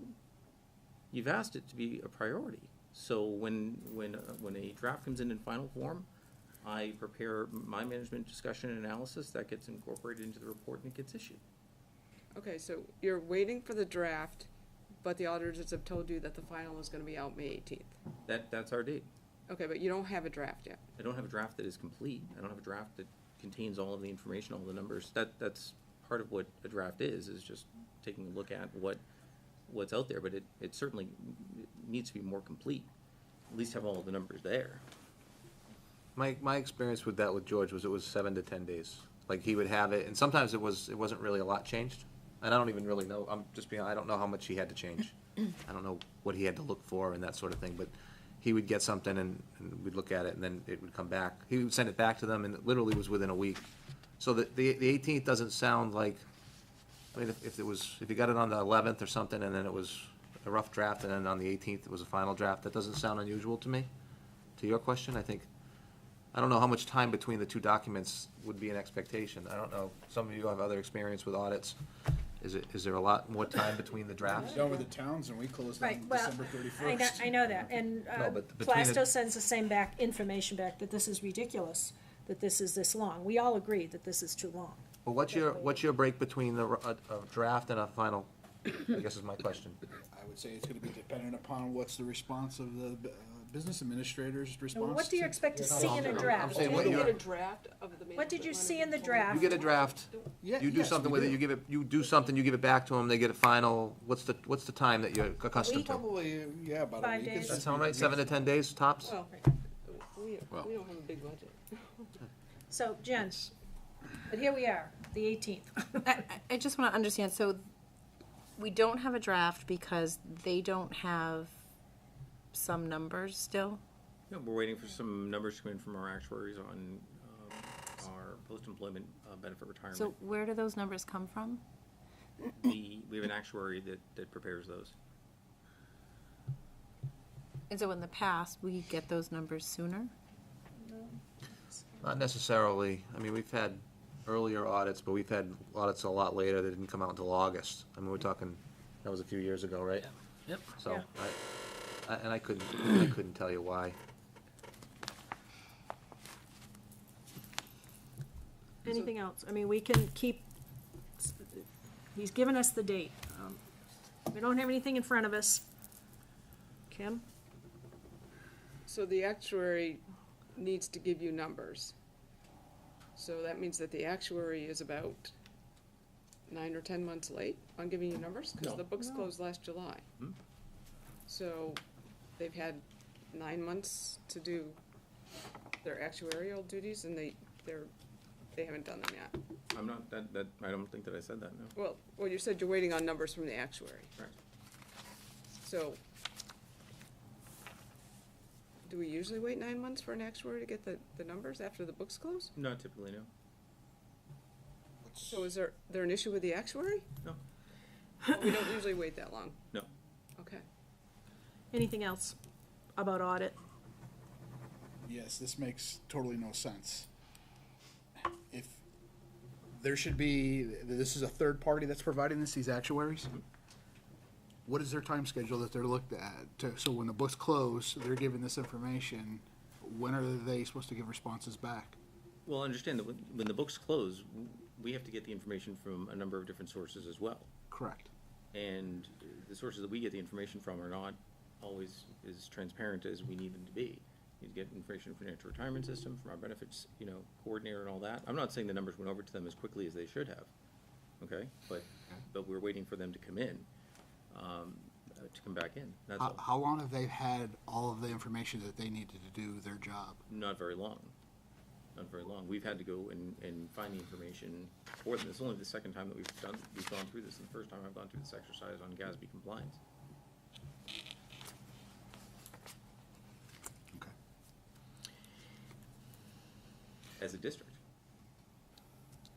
I think, to your point, what makes sense, what doesn't make sense, I think what makes sense, if they were waiting for certain things to be done and they weren't done yet, whatever reason why they weren't done yet, that would hold up the audit, right? I think we're probably all in agreement on that, correct? Mm-hmm. And now we're trying to figure out, is it the third parties, whose fault is it? At the end of the day, it's not done yet. Just the point that I think that we should probably take away from this is that use it as a learning experience. We need to find out what is the rationale for whatever's the delaying agent. We need to find out what it is and fix it, because this is gonna just be a continuing problem. And it's probably not the right place to bring it up, but it's how I sort of got to the point where the whole stuff with sending the stuff for the state, for setting the tax rate, is it was the same thing over and over, and I had to figure out who was in the issue that's caused it. So you dig into the problem, and then you isolate each one, and then you got to really take ownership of it and walk it through the whole system, so that maybe for Mr. Dowds as a suggestion for next year, is you walk it through. You ask the auditor, what do you need? What are you missing from me? And then you get those action items. The actuaries, what do you need? What are you missing? And when are you going to get? And you just got to stay on top of people, because if you know, it's a squeaky wheel gets oiled. So, Sean, can I ask a question of the only selectman sitting here at the board table? So I don't know who Danville uses for their audit, what company they use, but I do know from Plasto's point of view, and I did have some information passed along through a selectman I know. Do you set a schedule with your auditor firm and say, we want the audit by such and such a date? We've always had a great relationship with them, and we don't set it like to her. They started pretty quick. I mean, Yeah. I would say Plasto they were does too. within conversations start pretty soon, right after in January. Set up a schedule, all that information. Set up a schedule. That seems to be the difference. So does Plasto. They have a schedule. They have a schedule of these things. I've been on this board like 7 years, and it's never been a schedule. I don't understand why it takes so long. Well, And it has been August, when you first. We are the, Yeah, I'm sorry, we have had schedule, and O'Brien can chase this down, and so did Peter the previous year as chairs. Yeah. I mean, pretty aggressively throughout the year, and it's hard to get them anytime sooner. And the other thing, obviously, you got me more involved in terms of inserting on the tax rate thing, right? So we have a lot more people involved, but I'm with you on the sense of trying to isolate, where's the breakdown? Where's the single points of failure along the way? It just seems like this is a pretty big issue about. but it's not gonna be a problem that's gonna, it's this person this year, the actuaries, let's just pull them out for there. And we could say, all right, it was them this year. So then next year, we just watch them, and if everything else is gonna fall into place. That's a false premise to believe, because you really gotta walk through the whole thing and just, who's the next person that needs it? And then that's what's gonna get the process rolling. Yeah, and I just found, at least with the auditing firm, and not to blame anybody, but I don't feel like, they're all that prepared in a schedule either. I think it's kind of hit or miss with them in some of these things. You know what I mean? So if they were on us for particular things at certain times, and I need this by, I need this by, I need this by. I mean, just even like our last meeting. I mean, I didn't hear from Mr. Campo regarding, they basically alluded that he was all set, and Yeah. he's not all set? I mean, I told him, call me, email me, I didn't hear from him, Dan. So, Brian, there's 4 new members on this board that weren't here for that non-public, right? You remember that one? That we went in with this discussion about this? Yep. And there was some recommendations in there? So, if we go into non-public, or if everybody wants to do it later on, and we'll catch everybody up, so to speak, it might be a little bit revealing, we might be able to do something about Yeah, it. good So point. That's Why don't just we- my why opinion, don't we because put we it did, and it see was if a we good have time? discussion when we had it, and It's hard for everybody to play catch up. there's 4 members that have no idea what was discussed, and I think it's important that they do know. I think there are things that we probably can do, and, so I would, not right now, but Are those minutes sealed? yes, I believe so. So you can't share them. No, Share 'em. I can share them with And have them. another meeting. During the non-public, I can. I don't know if you can. I don't think you can, it's Yeah, sealed. yeah. You can. Yeah? Well, To discuss You're non-public. talking about the, Oh. that's your, Share you're talking about non-public the top. sealed. I'm talking about the Go topic. back to the but topic. We could We just could have rediscuss topic. it all over again, you know what I mean? Let's see if we Like, can it wrap doesn't- this up and we don't move have to along if talk we can about here, because that let's just, specific now we're just, Non-public. Let's We have will a- pass sealed minutes and Sarah. distribute to unsealed. Just have a quick Yeah, but they- question. So there, With the common board. the report's gonna be available on the 18th, but our next meeting is the 17th. Is there a way, can that report be posted online so that we have access to it, to review it in between the 17th and the next meet right away? I assume we'd have a complete draft. I mean, assuming we have a complete Their draft, office, yeah, would it make be sure they're- available for us to either come and pick up a pack package and look at it, or? Review it whatever, online just or have it saved whatever. draft. It would I'm not sure be a it's good already idea to saved. post a draft with Okay. mistakes in Putting a it, draft in it. Okay. because it's misleading. Mhm. But I agree, if it's a complete, it's different. We'll have them watermark it. Yeah, but it doesn't make people any take difference. that You could stuff. put draft and then Just let it's us off and know. running. So that we can, you know, whoever wants to come by and review it can. Well, let's see if we get to the 18th. Yeah. I have not much faith now. Jen? On the 18th, I'm hearing complete draft. Is the 18th complete, or draft? My anticipation is that's a report. The report. So then. And I'm sorry, Sarah, when did you say that we meet again? Not, well, the 17th. So we meet on the 17th. Yeah. Well, if it's here on the 17th, that'd be even better. But by the 17th, you should at least have a draft that we can discuss We hope so, but on the that's, 17th. right. Let's put this to bed and move on, unless there's something absolutely startlingly new. Sean? We should have, by the 17th, we should have the draft, and then we should be able, because if the report's gonna be done on the 19th, that Mr. Dowd's responses to that draft would also be penned by that time, so we should get a copy of them too. So, if I may, Madam Chairman, I think that when looking at, and bear in mind, I think that it was a significant driver in being able to push the audit forward as much as we could last year to completion. It was on schedule to go a lot longer than it did. Last year, we had introduced our fixed assets from the beginning of commencement of the district on forward, and this happened later on in the process. I wasn't aware of it, wasn't brought into it. We had an outside consultant come in and assist us with being able to onboard all of that information and do it properly and that sort of thing. And that did have, I think, an impact on the timing of it.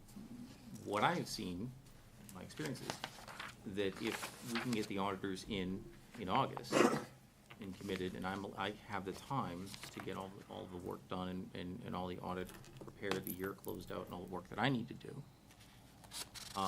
That is the key, and that is the recipe for success in terms of getting the reports out and turned around timely, period.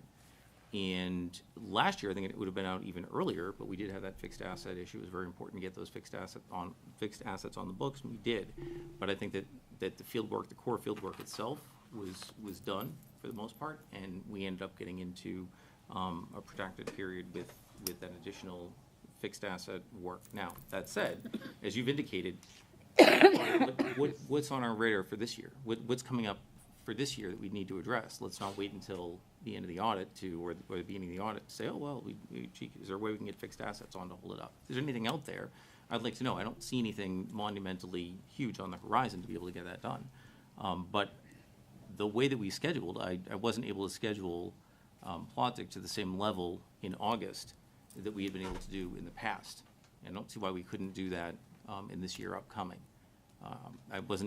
They didn't have the staff, the commitment. In my office, going into it for the first time, simply didn't have the information prepared and ready the way that they needed it, and we just weren't able to book it. I think that we can do that differently this year and get that done.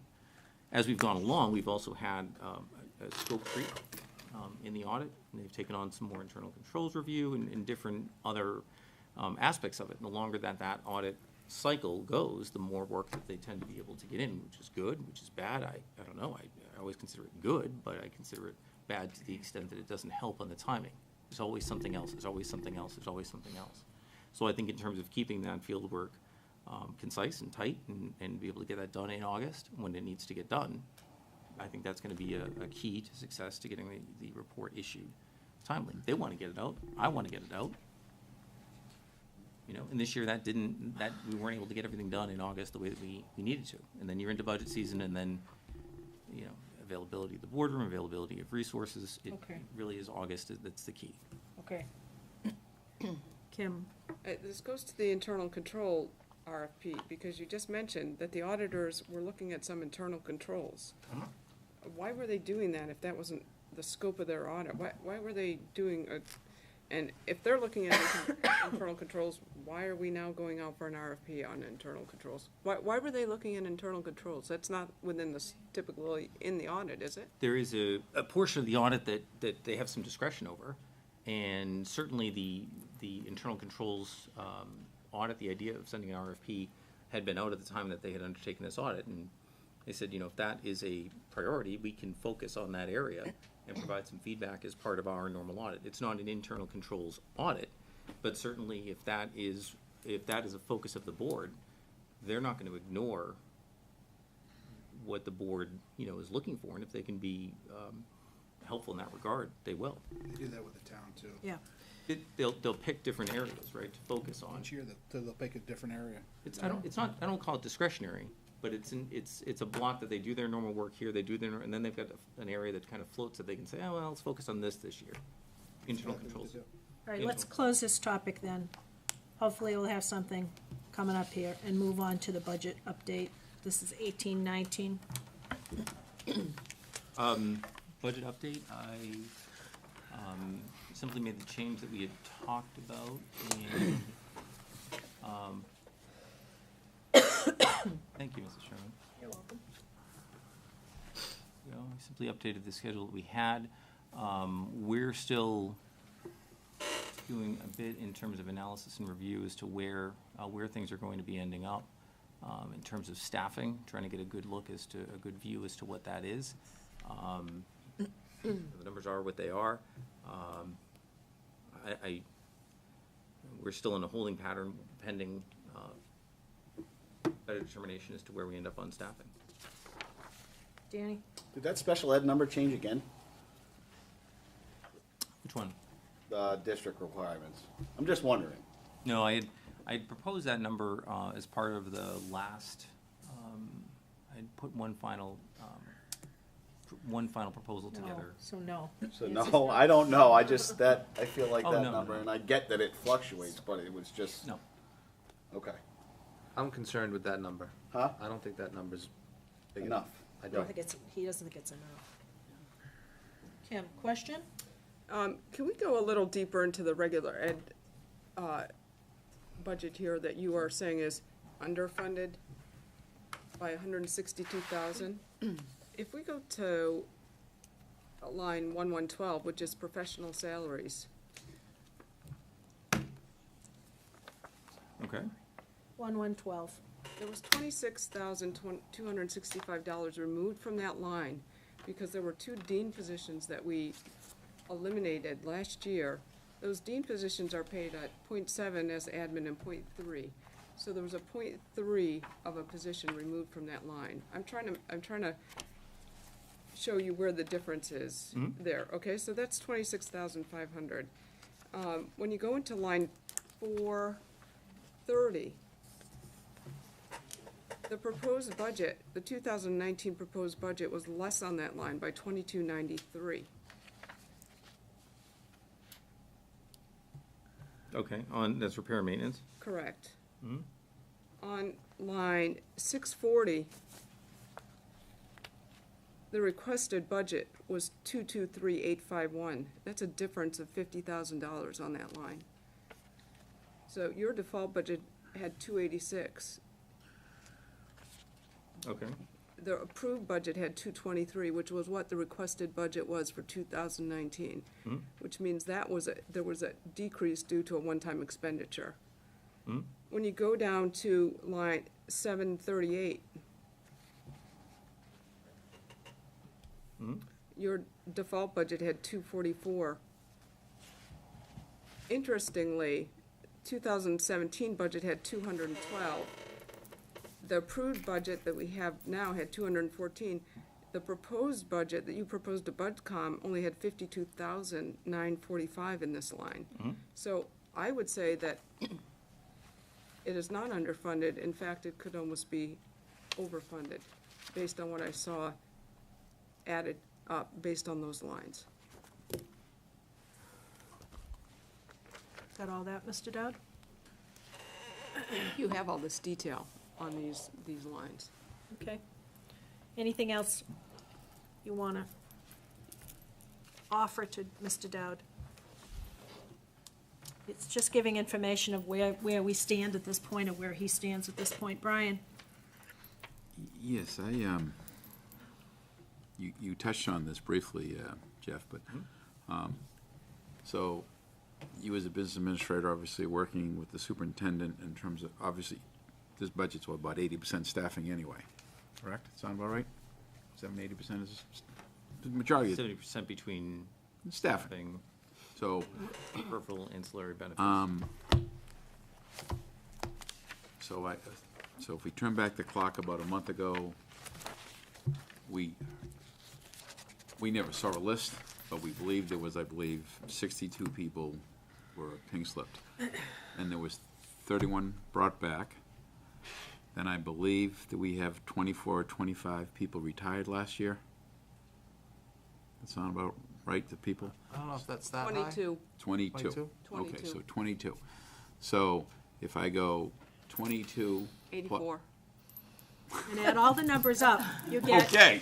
line All right. 1112 and. So you have 84, so there's 84 minus, if that's where you're going with that, Kim, minus 31. Right, so right now we're looking at it, that brings you down to a total staff reduction of 53. Now, I know there's been a few hires, I know there was a speech hire. At the 419 meeting, the superintendent stated he was advertising for 15. That means we're still looking at a staff reduction of 18-19 of 38. I would say plus or minus 3, because I don't know every single hire for the past year. So, and also, so we're still looking at a staff reduction of 38 based on what I'm looking at. And I'm also still wondering why, because I drew this off the minutes from 414, that we directed the superintendent to review the staffing and come up with a target of up to 15 remaining on the 62 original layoff notice list. So I guess we don't have that. So I guess, are we looking at reducing the staffing by 38? No, again, you're mixing different staff. It's not that these are all, you're counting those as all teachers? No. No, I'm just counting numbers. Because the 62, Counting- 31 counting came back, numbers. there's 31. So there's 31 positions. Within those 31 positions, you're into people that were not rehired or people that retired. That's what's left. That's why there's no callback. Okay. So I have positions now that I'm looking at, right? And we're trying to prioritize because we're not bringing all the positions back. We're trying to make these numbers work. Again, I'll caution you, we have post-employment benefits that are in the $300,000 to $400,000 range that were not included in anybody's budget. We don't know what those are because we don't know who's leaving, right? They didn't dictate they didn't tell us who was leaving. We have a better idea now. We're trying to now figure out what all those costs are going to be and find out what we have left for staffing. And of that, and you gave me a target of 15, which works because I've been working with Christy on this. So we have about 16 positions and we're trying to prioritize where those should be. But we still have people leaving as we're speaking. So we're still working that out. That makes sense? So- That makes sense, but But we still have 31 positions that are, 62 were gone, 31 came back. We have 31 of those still, whatever. That's all you have. You don't get to count them twice. No, I'm not counting them twice. Well, when So you get to 31 54, you people do. are gone, okay? And we had 22 retirements. That adds up to 53. No, you're counting them twice. I'm You have not- 31 positions right now left, out of the 61 positions. right, plus Which retirement. includes the, But that includes retirements. 22. So you didn't let 62 go? We've called back 31 of the 62. Okay, you called back, so. So you do the math. If 22 of the remaining positions that are open, and I'm not even sure if that's an exact number, then you're talking X amount of people that were not brought back to add up to 31. It's not, you're counting the same people twice. I'm confused there. You're taking the 31 and then adding 22 more people to it. In the 31 positions that are still open, that includes the retirement positions. How can But that, why would you We why didn't would pink you have, slip didn't- right, so you never pink slipped These are- anyone that retired? These are these are teaching Right. positions. So you pink, but I assume, because I think we got that number in this room. Does that number sound right, 62 were pink slipped? There were, Approximately. well, that was the number of Non-renewals. non-renewals. 62. Wasn't pink non-renewals. Okay, non-renewals. Not all teachers, I never said anything about teachers. No, I I'm know. just talking, all positions though. all positions, Not the just, whole. not just the 10 TSSU people you brought back either. There are other unaffiliated people in that 62. So, again, 62 employees, non-renewals, whatever, there was 62, plus 22 people retired? No. No, the 22 were in that 62. No, they weren't. That's, No, No, you're talking 22 people that retired. How many of them are teachers? How many of them No, are I'm administrators? talking about employees. I don't know how many are teachers. Because of, right, it's, But still. I'm you- just, you I look guess, at- I'm bringing this up about budgets, that's why. I mean, I'm looking at a very high-level document here. It says, it's very cumulative, regular, special ed, transportation, food service, federal funds. And I'm confused here because I know you're obviously gonna be staffing quite a few of those. You clearly gotta be bringing back quite a few, or whether you're, or that's a better way of putting it. You're gonna be filling positions. Yeah, I'm looking to leave the 15 open like you told me Yeah. to. So, That's yeah. what I'm looking at. I'm looking Yeah. at 16, I'm looking at 31 positions that we have. This is not counting administrators, this is not counting, I understand. this is just those instructional positions, which some of them were teachers that retired, some of the other retirements were administrators, whatever. And I don't know how to reconcile all your numbers where you go from 31 to 54, because I'm not following your math, right? Because it's not that, We like I just said, look some of for these open employees. positions are people that retired. I agree And some with of you. them are pink slip positions. I don't know, I'm not sure what, I'll tell you what my numbers are coming from. I was just doing some simple math of, I wasn't looking at just teachers, I was looking at Timberlane employees and saying 62, that's where it started from, right? And none of those 62 included that 22 that retired. They weren't. Whether you're a no, they- custodian, whether you're a principal, They did not, I don't know if 22 is an accurate number.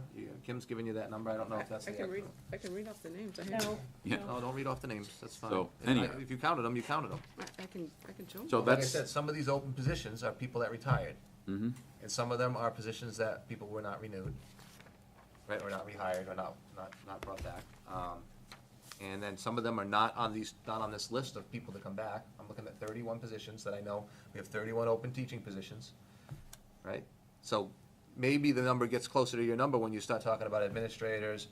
I'm talking employees overall. Some, Yep. some administrative assistant positions, some grounds, and maybe it does get up into the 50s, I don't know. Well, that's what I'm talking about, because obviously there was people from the support staff that were slipped, and then, like I said, 10 were brought back. But there are That's, peop- there's that's only- all inclusive, yes. Yeah, the people that I I'm need talking everybody. your support in terms of nominations are the ones I'm talking about. That's not, yeah, but I'm talking about the budget. I'm not talking about looking for, I'm just talking about what eventually goes through Jeff's desk. No, I These get people who are getting a check, so whether they get hired, blessed by the school board, they get a check. And we've taken a very conservative approach. Like I told you, we're making sure that we can afford these positions. So I can't just give you 16 more names and say like, oh, I think we can afford them all. We're making sure we can afford them. We're also trying to make sure if we don't have all 31 back, we have to decide if we're only getting half of them, because you gave me a number of 15 to not bring back, right? Get it down to 15.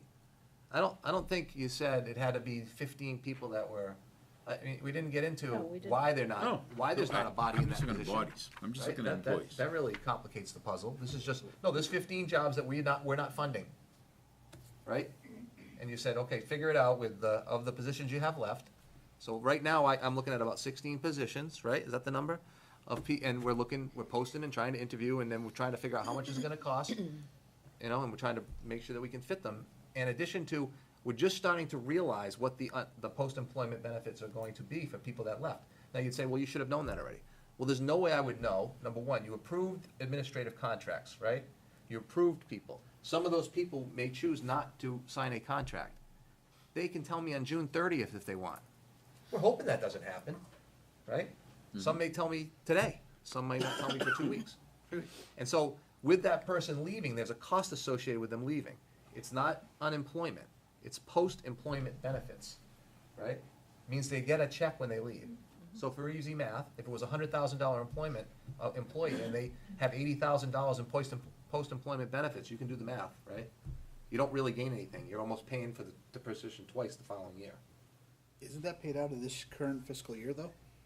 Well, it's in theory supposed to be realized by breakage, but we have more breakage in this particular, and it doesn't have anything to do with being underfunded. We just have more breakage because we have, if you have people leave that have been here for 40 years, you know, they've earned some post-employment benefits over time. It's just, that's the reality. And we haven't had a critical mass of people all leave at once, you know, like 4 or 5 that are in that, you know, $300,000-400,000 worth of, we wouldn't have budgeted for that, because we wouldn't have known. They didn't tell us, we didn't know. To answer my question, though, is that the legal obligation of that, I'm not debating that, but when you cut them a check, it's gonna be cutted out of this fiscal school year's budget. So it's not even hitting this one that we're talking about. Doesn't need to be. Correct, but for budgeting purposes for next year, in terms of what positions we're filling, again, I know, I'm trying to figure out what we can fit, because we have less money than we typically would have had in a default budget. I don't wanna get into this whole underfunded thing all over again. I'm just saying, we have to be conservative about who we hire and when we hire them, because there isn't a lot of surplus in the salary. I don't suspect there's going to be a lot of surplus in next year's salaries as we fill these jobs. But that's not addressing the problem, or the issue that you're talking about is the legal obligation is to pay it out of this fiscal year's budget. 17-18. Correct. But we still don't have, there's still a shortage in terms of the salary line for the following year. When we start to budget these, that's just one of those expenses that's going to come out of this year's surplus, I get that. We're paying it out of 17-18. The theory is you're supposed to be able to pick it out of breakage. I don't believe we're gonna be able to do that. So that's gonna create some sort of action that we're gonna have to take to be able to fund that out of this year's budget, right? So next year, in terms of being able to afford all of the positions that you've asked to fill, again, in theory, you think somebody leaves and is a high salary person and you get somebody in that's not gonna cost you as much? That's just a theory, that's not reality. Some people have only been here a year or two and they leave because they take another job somewhere else. The new person coming in may cost $20,000, $30,000 more.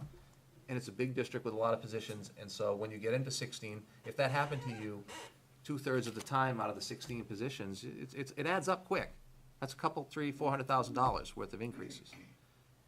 And you don't know it until you start hiring them. So you have to realize the gains and losses, and it's just, it's more methodical. We haven't had this kind of challenge, at least since I've been here, about staffing. This is a challenge. So I'm not trying to confuse you, that's reality. I've gone about it very conservatively. If it was reckless, I would have just renominated everybody and said, hey, well, we can afford them. I know we can't. Even in the third draft, as you saw, remember the budget committee, there was reductions in staff there to make those numbers work. And those numbers are very similar now, right? The default budget we currently have, which is our operating budget for next year, and the proposed budget are very close. So that draft 3 is just one way. We said it before, there's lots of ways to do this. That was one way, but that did have staff reductions in it. About 20-something positions, right, altogether. That's about where we are. I'm looking at about 15 teaching positions. I'm looking at some administrative positions. I don't know how to realize that as we look. And like I said, we're still not sure who's coming back. So we have to look at what the needs of the district are, what the talent of the people that we have, and then we have to kind of figure out how to reorganize with them. Those are the challenges. So. Jen. I'm gonna try to remember my thoughts through all that. So, 22, 23, 24, whatever the number is on the retirements, those are positions that we know will be vacant until you choose or don't choose to fill those positions. Unless someone transfers into one of them. Okay, so just hear me out, let me finish. And then there were, so those are separate. And then there were the 62 that we talked about. So even though we said no more than 15, there's still, that no more than 15 didn't have anything to do with those retirements, those 22 positions. That's correct. So there could be more than 15 positions that we don't choose to refill. Or that we can't afford to refill. Right, right. Either or both. Right. Yeah, that's correct. Okay. And we're trying to do that, we're trying to prioritize with principles and impact statements and all that as we go. And the same is true about the administrative staff, the same is true about the support staff. But I think that's what they were trying to say when we were talking about the 62, the 31, the 15, I mean,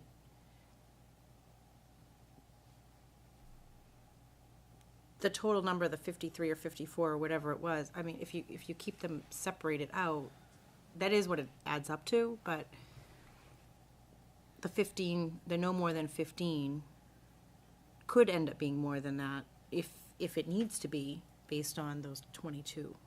Yeah, and what I'm trying to do, and we're just trying to get to that with the budget that we have.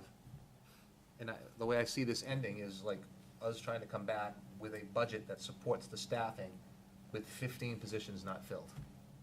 Mhm. That was the directive, right? Well, yes. Yeah, 15 positions, not teachers. Of those 15 62, positions. right? Of however, and so, you're right, when will some of them be a retiree, a position that we leave open because the person retired and we didn't need to fill it? Maybe, possibly, right? That's one option, But we may decide that position's very important, so we may have to find another position somewhere else, fill that position, because that position was really important, and absorb that somewhere else, if that's one of the places. I mean, our conversation was, at the end of the day, when we were able to do this, was we were hoping that, I'm not talking about non-renewals, we were hoping that there wouldn't be any reduction in force that would actually be people that we wanted back and we couldn't have. And we're currently trying to do it. Now, I have a collective bargaining agreement that some of these people were on one-year contracts, and so I have to post a position and go through a process to rehire them, so it takes a little bit of time. So I'm honoring that. I mean, our TTA folks are process people. They let me to follow the collective bargaining agreement. I mean, there are people that we like to transfer them into a job, but we have to go through, and it might be 2 or 3 of them that want the same job, with the same, it might be 3 people that want the 2 jobs. So there's some challenges there. But I think we're in good shape. I know it's beginning of May. It may seem like a little bit of a mystery to you. Hopefully it'll clear up over the next couple of months as I'm bringing back people. No, I just wanted to clarify that difference between those 22 that were separate versus the no more than 15 that were talked about, because I think they were separate when we're talking about that. Here's what happens, though. We get caught up with people and positions, and they're the same, but they're different. I understand. Yeah. So it doesn't mean that there were 22 open positions just because 22 people left. No, I understand. Okay. That's assumptions that, I'm not saying you're making them, those are assumptions that are made. Like, you don't need to cut anybody. You got all the positions, all those people just left. But we need to fill some of those. We can't operate without some of them.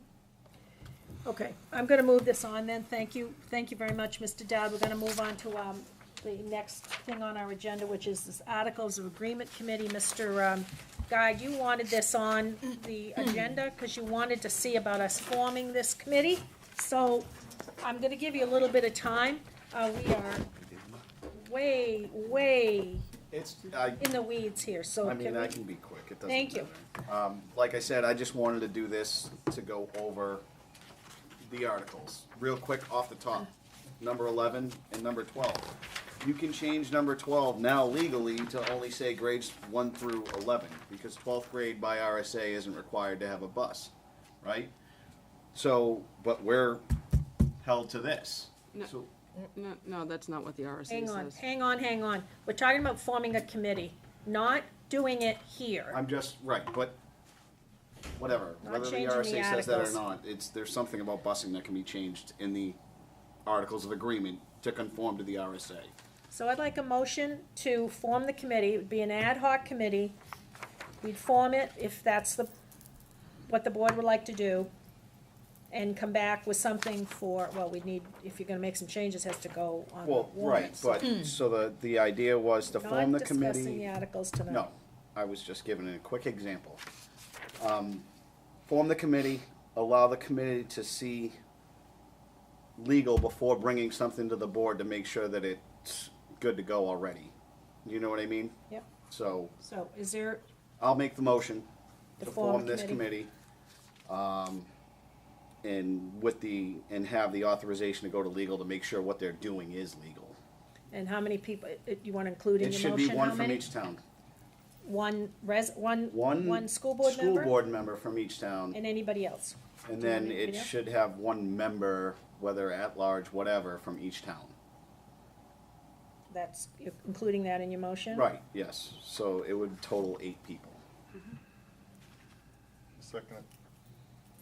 So the form a committee, one from each town, on the school board, one at-large member from each town. Discussions about the motion. Brian? I guess I'm still trying to understand the purpose of the, Just to review them. They may Review come the back with articles. nothing, but it's just, this hasn't been amended since '99. These haven't been really looked at. And haven't been looked at. I mean, Offered. there's some things that are really outdated on it. and what is the vote to, Just to form the committee. no, I mean, if you go to change an articles of agreement, what is that? Two-thirds. 2/3. 2/3 When- At the At the ballot. ballot, yeah. the ballot. Yeah, yeah. I believe, wouldn't that be 60% since we're SB2 town, district? It says in Article I 15. don't know, I'm just asking a question. So, let's start. Anything else about forming the committee? Yes, Kim? We currently have a strategic planning committee that does not have enough members on it. The school board funded a consultant for the strategic planning committee. We asked community members to be on the strategic planning meeting. Teachers were on the strategic planning, admins were on the strategic planning. We do not have the strategic plan done, and yet you're asking to form another ad hoc committee? Why? We're not having a.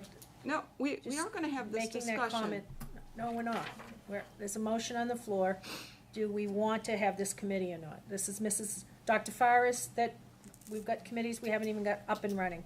Wellness can't even meet. We've got other committees. We don't have enough people. So, Sean? Is, I know you, Madam Chair, have used the phrase ad hoc. What does that imply here? Well, I think it would, do your work, bring the report back and be done, not be a standing committee. Right. Because we have standing committees on this board. Right. It wouldn't last forever. It would get your work done, give us a report, and be done. I would support this if it's only, it requires all the, public postings and minutes and so forth. But it would follow our same school board kind of, that Okay. all our minutes and our, there'd be minutes taken and, Subcommittee of the public body would be required to adhere to the open meeting law. yeah, Right. yeah. That's what I would expect, Yeah. but I wanted to make sure. Kim? I would suggest if you're looking for community representatives from each of the town, that you pull the representatives from the CIP, because if we don't have a strategic plan, there is no reason to continue a CIP committee. Okay, so we're talking about an Articles of Agreement committee, but. We are, but we're Forming. talking about community members. I think they need to be pulled from the CIP committee. The same people? Yes, there's no reason to have a CIP committee Well, if we're you trying don't to have a get an Articles of strategic plan. Agreement committee. You want to talk about strategic plan and CIP, and I want to talk about this committee being formed. Do we wish to have this committee being formed? So I'm going to call for a vote.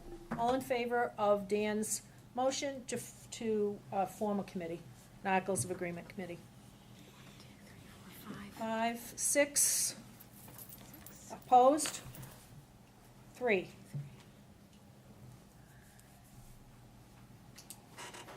I think, Dan, you should chair it. Well, That's fine. an ad hoc committee with Dan as the chair, you get it organized. Come back with something. Goals. I put the 17-18 goals in our packet. We're almost finished 18.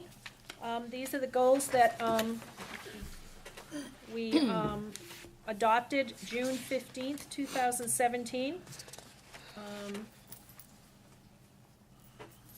I wanted you to see them. Just for information, I wanted everybody to see these.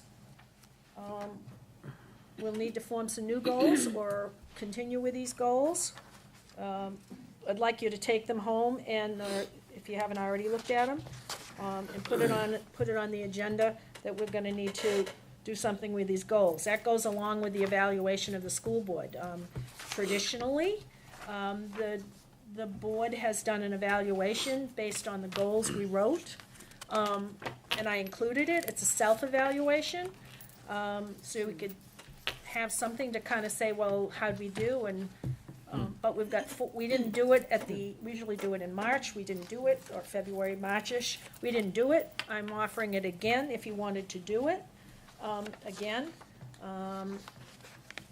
And I would like to take some action on it. Somebody make a motion to do it. We've got 4 new members. I'm not sure if they want to participate, or they certainly can. What you want to do here? Anyone care to make a motion to do the 17-18 school board evaluation that we've done in the past? So moved. Motion by Kelly, second. I'll second. Sarah's gonna second to get it on the table. Anyone want to discuss this? Brian? Me personally, I'm just not in favor of the self-evaluation, because I believe that the voters put us here, and every 3 years they evaluate us. So that's just my thought. Well, because it's I'd like to speak to this, because it's an educational board. It's one of the things that an educational board, educational group does. They set goals, whether they were lofty or not. They evaluate how they did. That helps them then write goals for the following year. That was the only reason we did it. We evaluate how we did. I know our public is gonna evaluate us when they get in the ballot box in the spring. I understand that point. But this is about us internally saying, how do we do here? Do we do great? What do we got to work on? And I think that's important for any board or committee to do. That's just why I think we should do it, Brian. But I hear what you're saying, but, Yep. I mean, coming from an educational point of view, that's what we would do. Sarah? I know I'm new, but I think the other important thing with doing a self-evaluation, we had talked earlier about doing a retreat and trying to spend some time to kind of fix some issues that are broken. And I think having us do the self-evaluation would aid in that process, because it forces you members to reflect on how they've done and whether or not they've met the goals that were set out. And it can, I mean, I don't see it but anything but a benefit myself. It's our document. It's, it's to help us be better at it, at this. You remember that meeting we had at the high school when we tried to write goals last year, and it was hard. Writing goals is hard. It's not easy. Anybody else? Yes, Kim? I think our time would be better spent on developing the strategic plan for the district. So the motion on the floor to participate in the evaluation, and the second was from Sarah. Any other discussion? Yes, Lee? So self-evaluations, they're a great tool if you make them actionable. Correct. And I haven't been involved in the process in the past, so we take the evaluation, we get a data set. Has anything ever gone beyond that, other than a review of the data set and okay, move on to the next? Or do we incorporate those into goals? I tried and to. corrective Yeah, I actions? feel like we use it to try to form our In the goals. past, we've always tried to use it to form the goals. Any corrective actions come out of it? Areas of opportunity. That was meeting Yeah. efficiency, there was a lot of different things Yeah, that we did- in we did years have- past. They come out, they bubble to the surface, but do we actually do anything? Yeah, they formalized a goal, and then, you wrote a goal, and then you were either successful or unsuccessful the following year. So trying to they're the goal respond. driver. I would say, yeah, that's a pretty good answer. Any other questions? If not, I'm gonna call for a vote. Could you read back the motion? Mr. Ward motioned to do the 17-18 school board evaluation. It was seconded by Mrs. Markamar. And Okay. you are speaking specifically about a self-evaluation? The Yes. process required, because the process in the past has been a 360 and a self-evaluation. So you'd be deferring from the typical practice. The Is that correct? self-evaluation Okay, was what the motion was. it was, okay. All in, Who's gonna do the data analysis once it's compiled? our fine lady that does all the data.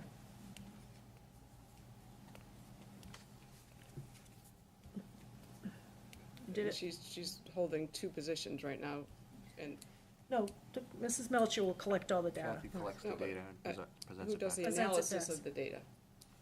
It's one Analysis thing of to the collect data. the data, it's one thing to analyze the data, another.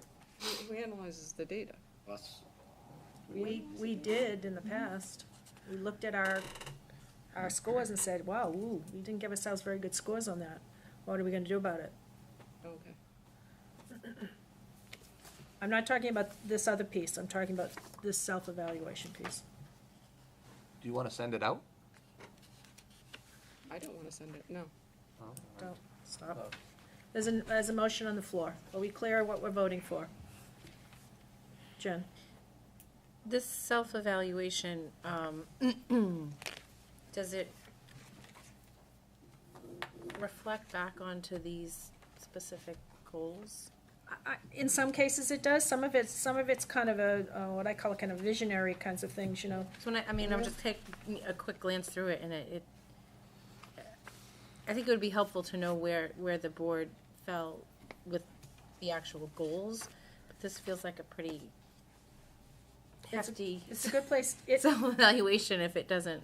I personally, when I filled it out in the 7 years I've done it, 6 years I've done it, I look back at the goals and say, no, you know, goal such and such really falls under this large, broad category, and I think we did this part of it, right, I made a lot of comments, I did a lot of commenting, and it did come through. Everybody gets a copy of what everybody puts down, so we can use to talk. Yeah, Jen, it's very similar to the process that you're currently going in terms of my evaluation. The only difference is I'll be providing you about 800 pages of evidence with the goals next week. You know, this is something that you guys will have to decide how you did on your goals while you look at those questions. Does that make, I don't think yours is this big. I don't know where these tools, they get these tools from, where they get them. The tool place. These were in place. They've been doing these for years, so. All right, I'm gonna call for a vote, though. All in favor of the motion? 1, 2, 3, 4, 5, 6. Opposed? 3, 6 to 3. Now, the other piece is the 360. And I would entertain that, while sometimes it's harder to hear critics grade you based on the goals that we wrote. We have traditionally in the past participated in this as well. There was some discussion, I know, at the end of February-ish about the uncomfortableness of some of the comments written on the 360. I know some of you in business have probably participated in 360s. Danny? No motion to do the 360 evaluation. Motion to do the 360, any second on that? I'll second it. Kelly's gonna second it, now we can discuss, Dan? Kathy, or if we can ask Kathy, do you remember how many people responded last time? Or not people, but you know what I'm saying. This says 90 responses, but I don't think it was 90, I mean. No, I roughly. think it was, I don't remember now, you know, and I had it in my folder at the last meeting. It's anonymous? Yeah. Anonymous? Yeah, I just was but wondering even if last you- year's, I could have showed I you, think it was in the mid-30s. yeah, I think it's the administrators that reflect on the board's support of the work. How many was sent out? About 40, yeah, they. You got 30 back-ish. Yeah. It's a good response. Yeah, usually it's 10 to 12% response rate on that stuff. That's amazing. I'm not saying all of it was, you know, some of it was good, some of it was not so good. Other thoughts about the 360 before we? Kim? Why is it anonymous? Why are the comments anonymous? I mean, we evaluate the superintendent, our comments I don't think are anonymous, are they? Why is this an anonymous survey, the responses? It's just always been that way. Just traditionally, that's how they've done it. I think it just creates a non-confrontational environment for them to be more open and honest. I think if someone ties their name to a comment, they're less likely to bash somebody and be honest and give an honest opinion. Honest, constructive criticism. That's why they're done by third parties. Well, that's, yeah. Jen? Isn't the superintendent's 360 anonymous as well? The evaluation you're filling out? The one we're doing? No, but isn't there a component from that the staff? 360 to your direct reports? Direct reports? Yeah. The report that comes out is anonymous. Right, that's his 360, right? Yeah. That was her That's the question. one that the SAU board will see as part of the superintendent's Yeah, evaluation review. we won't see who put those comments Right. in. Can I just speak to anonymous? It has its benefits that you just talked about, because people feel free, they can write things. The part that I don't like about the anonymity of the piece is, we're human by nature, right? So you try to figure out who wrote the comments, and then you get it wrong. And then somebody gets retaliated, or feels they're being retaliated against, and that's the whole fear of retribution piece, right? So you want your responses, you want them to be candid, and then if I read something I don't like, I want to know who said it. My only point of commenting on that was in response to Dr. Farah's question about why is the board 360 anonymous when our evaluation is not anonymous, but your 360 is also anonymous. And you're elected officials, you're not an employee. It's a little different. Right, but my only point of the comment was to say that Both they're both anonymous. Yeah. Brian? I guess, I just want to reiterate, all 9 of us were put here, and we work for the constituents. We support the staff. This just doesn't make a lot of sense. You're being evaluated by the staff. You Certainly makes a lot of sense to I me. hear you. Okay. I know. It's just, again. That's, your vote is who is your true evaluation. But I solicit feedback from people that didn't hire me. Those are my direct reports. It's the same thing. You are an employee of the district, so your situation, I think, is a little different than an elected official. Exact same. You evaluate me, you hired me, but I still solicit from people that work for me. Your 360 is the same thing. You're soliciting feedback from the people that work for you. There were only a couple of times that, in my experience doing this, that the anonymous 360 people sent something back that I thought, wow, I didn't notice that about the board. There were some things. Mhm. So. Good things did come out of it. Good things. Anyway, I'm gonna call for a vote then. All in favor of adding the 360 evaluation to the school board evaluation, raise your hand. 5, against? 4, 5 to 4, it passes. Kathy, you'll take care of that for us. Moving on, administrators report. I don't have one. None for administration. Personnel report. There is none? There is none. Committee reports. Committees. Curriculums met. We met the other day. Chugging along. Anything you want to add, Sarah, about a curriculum meeting? No, I mean, it was my first meeting, so I listened a lot, and there was some, great discussions going on. I'm looking forward to continuing to work with the group, and I thank you for the warm welcome. It was great. Good group. Good report from the block scheduling. I think we'll finally have a report here, I hope, about how it went this year. And then use that as kind of a baseline to continue some good things going on. Anybody else? Committee? Kelly, any committee meetings? Lee? Policy committee kicked off this evening, had our first meeting. It was productive. It was really good. We reaffirmed 4 policies. We moved 3 to first and second reads, referred 1 back to SLT, and our next meeting we're going to look at prioritizing the various policies and putting some timeframes around review and reaffirmation periods for them. It was really good. Good. Sarah, you're all set. Danny? I got nothing. Facilities meets this Tuesday. Facilities is Tuesday, and so does safety. Safety, yeah. So that's coming up, getting growing again. Jen, anything? No, just what Lee said about policy. Good. Brian? Facilities coming up. Budget committee's coming up. There's going to be another meeting. Hopefully. So I heard, right? So I hear. Sean? Kim? I want to go back to strategic planning. We were supposed to have a meeting April 30th, that was canceled. I'd like to ask the chair if you've spoken to Dr. Wilson at all about where the strategic plan is? I haven't, but if you'd like me to do that, I will. I'd be happy to do that. Okay, I'll put that on my list. The plan, at this point, should be in draft form. Dr. Okay. Wilson was gonna write the plan. All right, I'll speak to her. Once it's done, Yeah. it comes to the school board. You want the draft or the finished product? The draft? The draft should Okay. go to the school board. Okay. And can I, I'm writing notes, so I know what to speak to her about.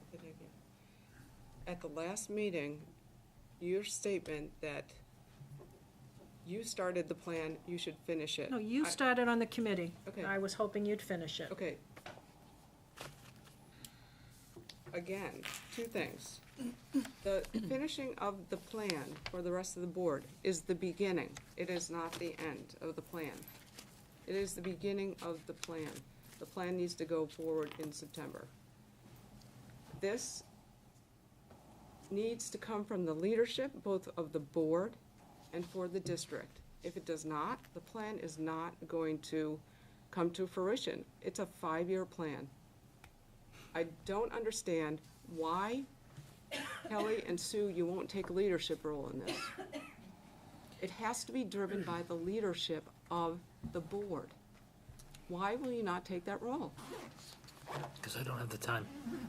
We're not gonna go in a back and forth discussion about that. Thank you. You've expressed that a couple of times, and I've expressed what I think. Yep. I don't know why you got off of it. Anyway, moving on. Any other reports of the school board? I do have something. Arbor Day was last week, but they're celebrating in Plastow tomorrow at 9:15 at the library. We're all invited. The whole school board's invited. They are planting a tree in honor of a teacher, secret surprise teacher who's been very supportive of Arbor Day activities at Pollard School for a number of years. So 9:15 at the library. Anybody else got a report of the school board? Kelly? I don't have anything. Lee? 3 of us attended the NHSBA new school board member orientation training event last night in Concord. It was great. They fed us. They supplied us with a sauna. A lot of good material. Worth going to. It was. Did you all three feel it was, did you, Jen, Yeah. feel it was good? I felt like I wanted everybody sitting at this table to be there. And they did say they would come out at no cost Yeah, for no, whatever they additional reiterated training that, we wanted. absolutely, On the training? I'd also encourage this board to consider sending a representative or two to the National School Board Association Conference annually. Many of my colleagues, their entire school boards go with them. It's excellent. So whatever you got yesterday, it's a lot better. It really is. They do. And Jason presented, Cipriano presented, we co-presented this year. So it's just something for you to think about in the future. It's not until next April, so it's a year out. But if there was a member or two that was interested in this, something the board wanted to support, I'm telling you, it's well worth your while. Especially if you enjoyed that training. You know, I'm not a school board member, and I enjoy going to the trainings. So we had Kathy poll us about training, and where did we end up with that finally? Yeah, so I had that list, not everybody completed it. I think you probably know who you are if you didn't. And I'm happy to, you actually can all access it. It's a live link that I sent to you through Google Docs, and so that you can see where you are. So that was, that's a question, is that when do you want to think about that? When do you want to make some decisions about the training that you want to have in-house? Put it on the agenda for next meeting. Yeah. And then it'd be great. discuss it. Yeah, it'd be Okay, great if the why don't we people do who that? didn't do it would do it, so that you can have a better. Can you resend it? Sure, I can resend it. So we'll have her resend it. We'll put it on the agenda for next time to maybe be able to pin down a date, if you're available. Date and topic. June 7th. Well, we'll slide some things around.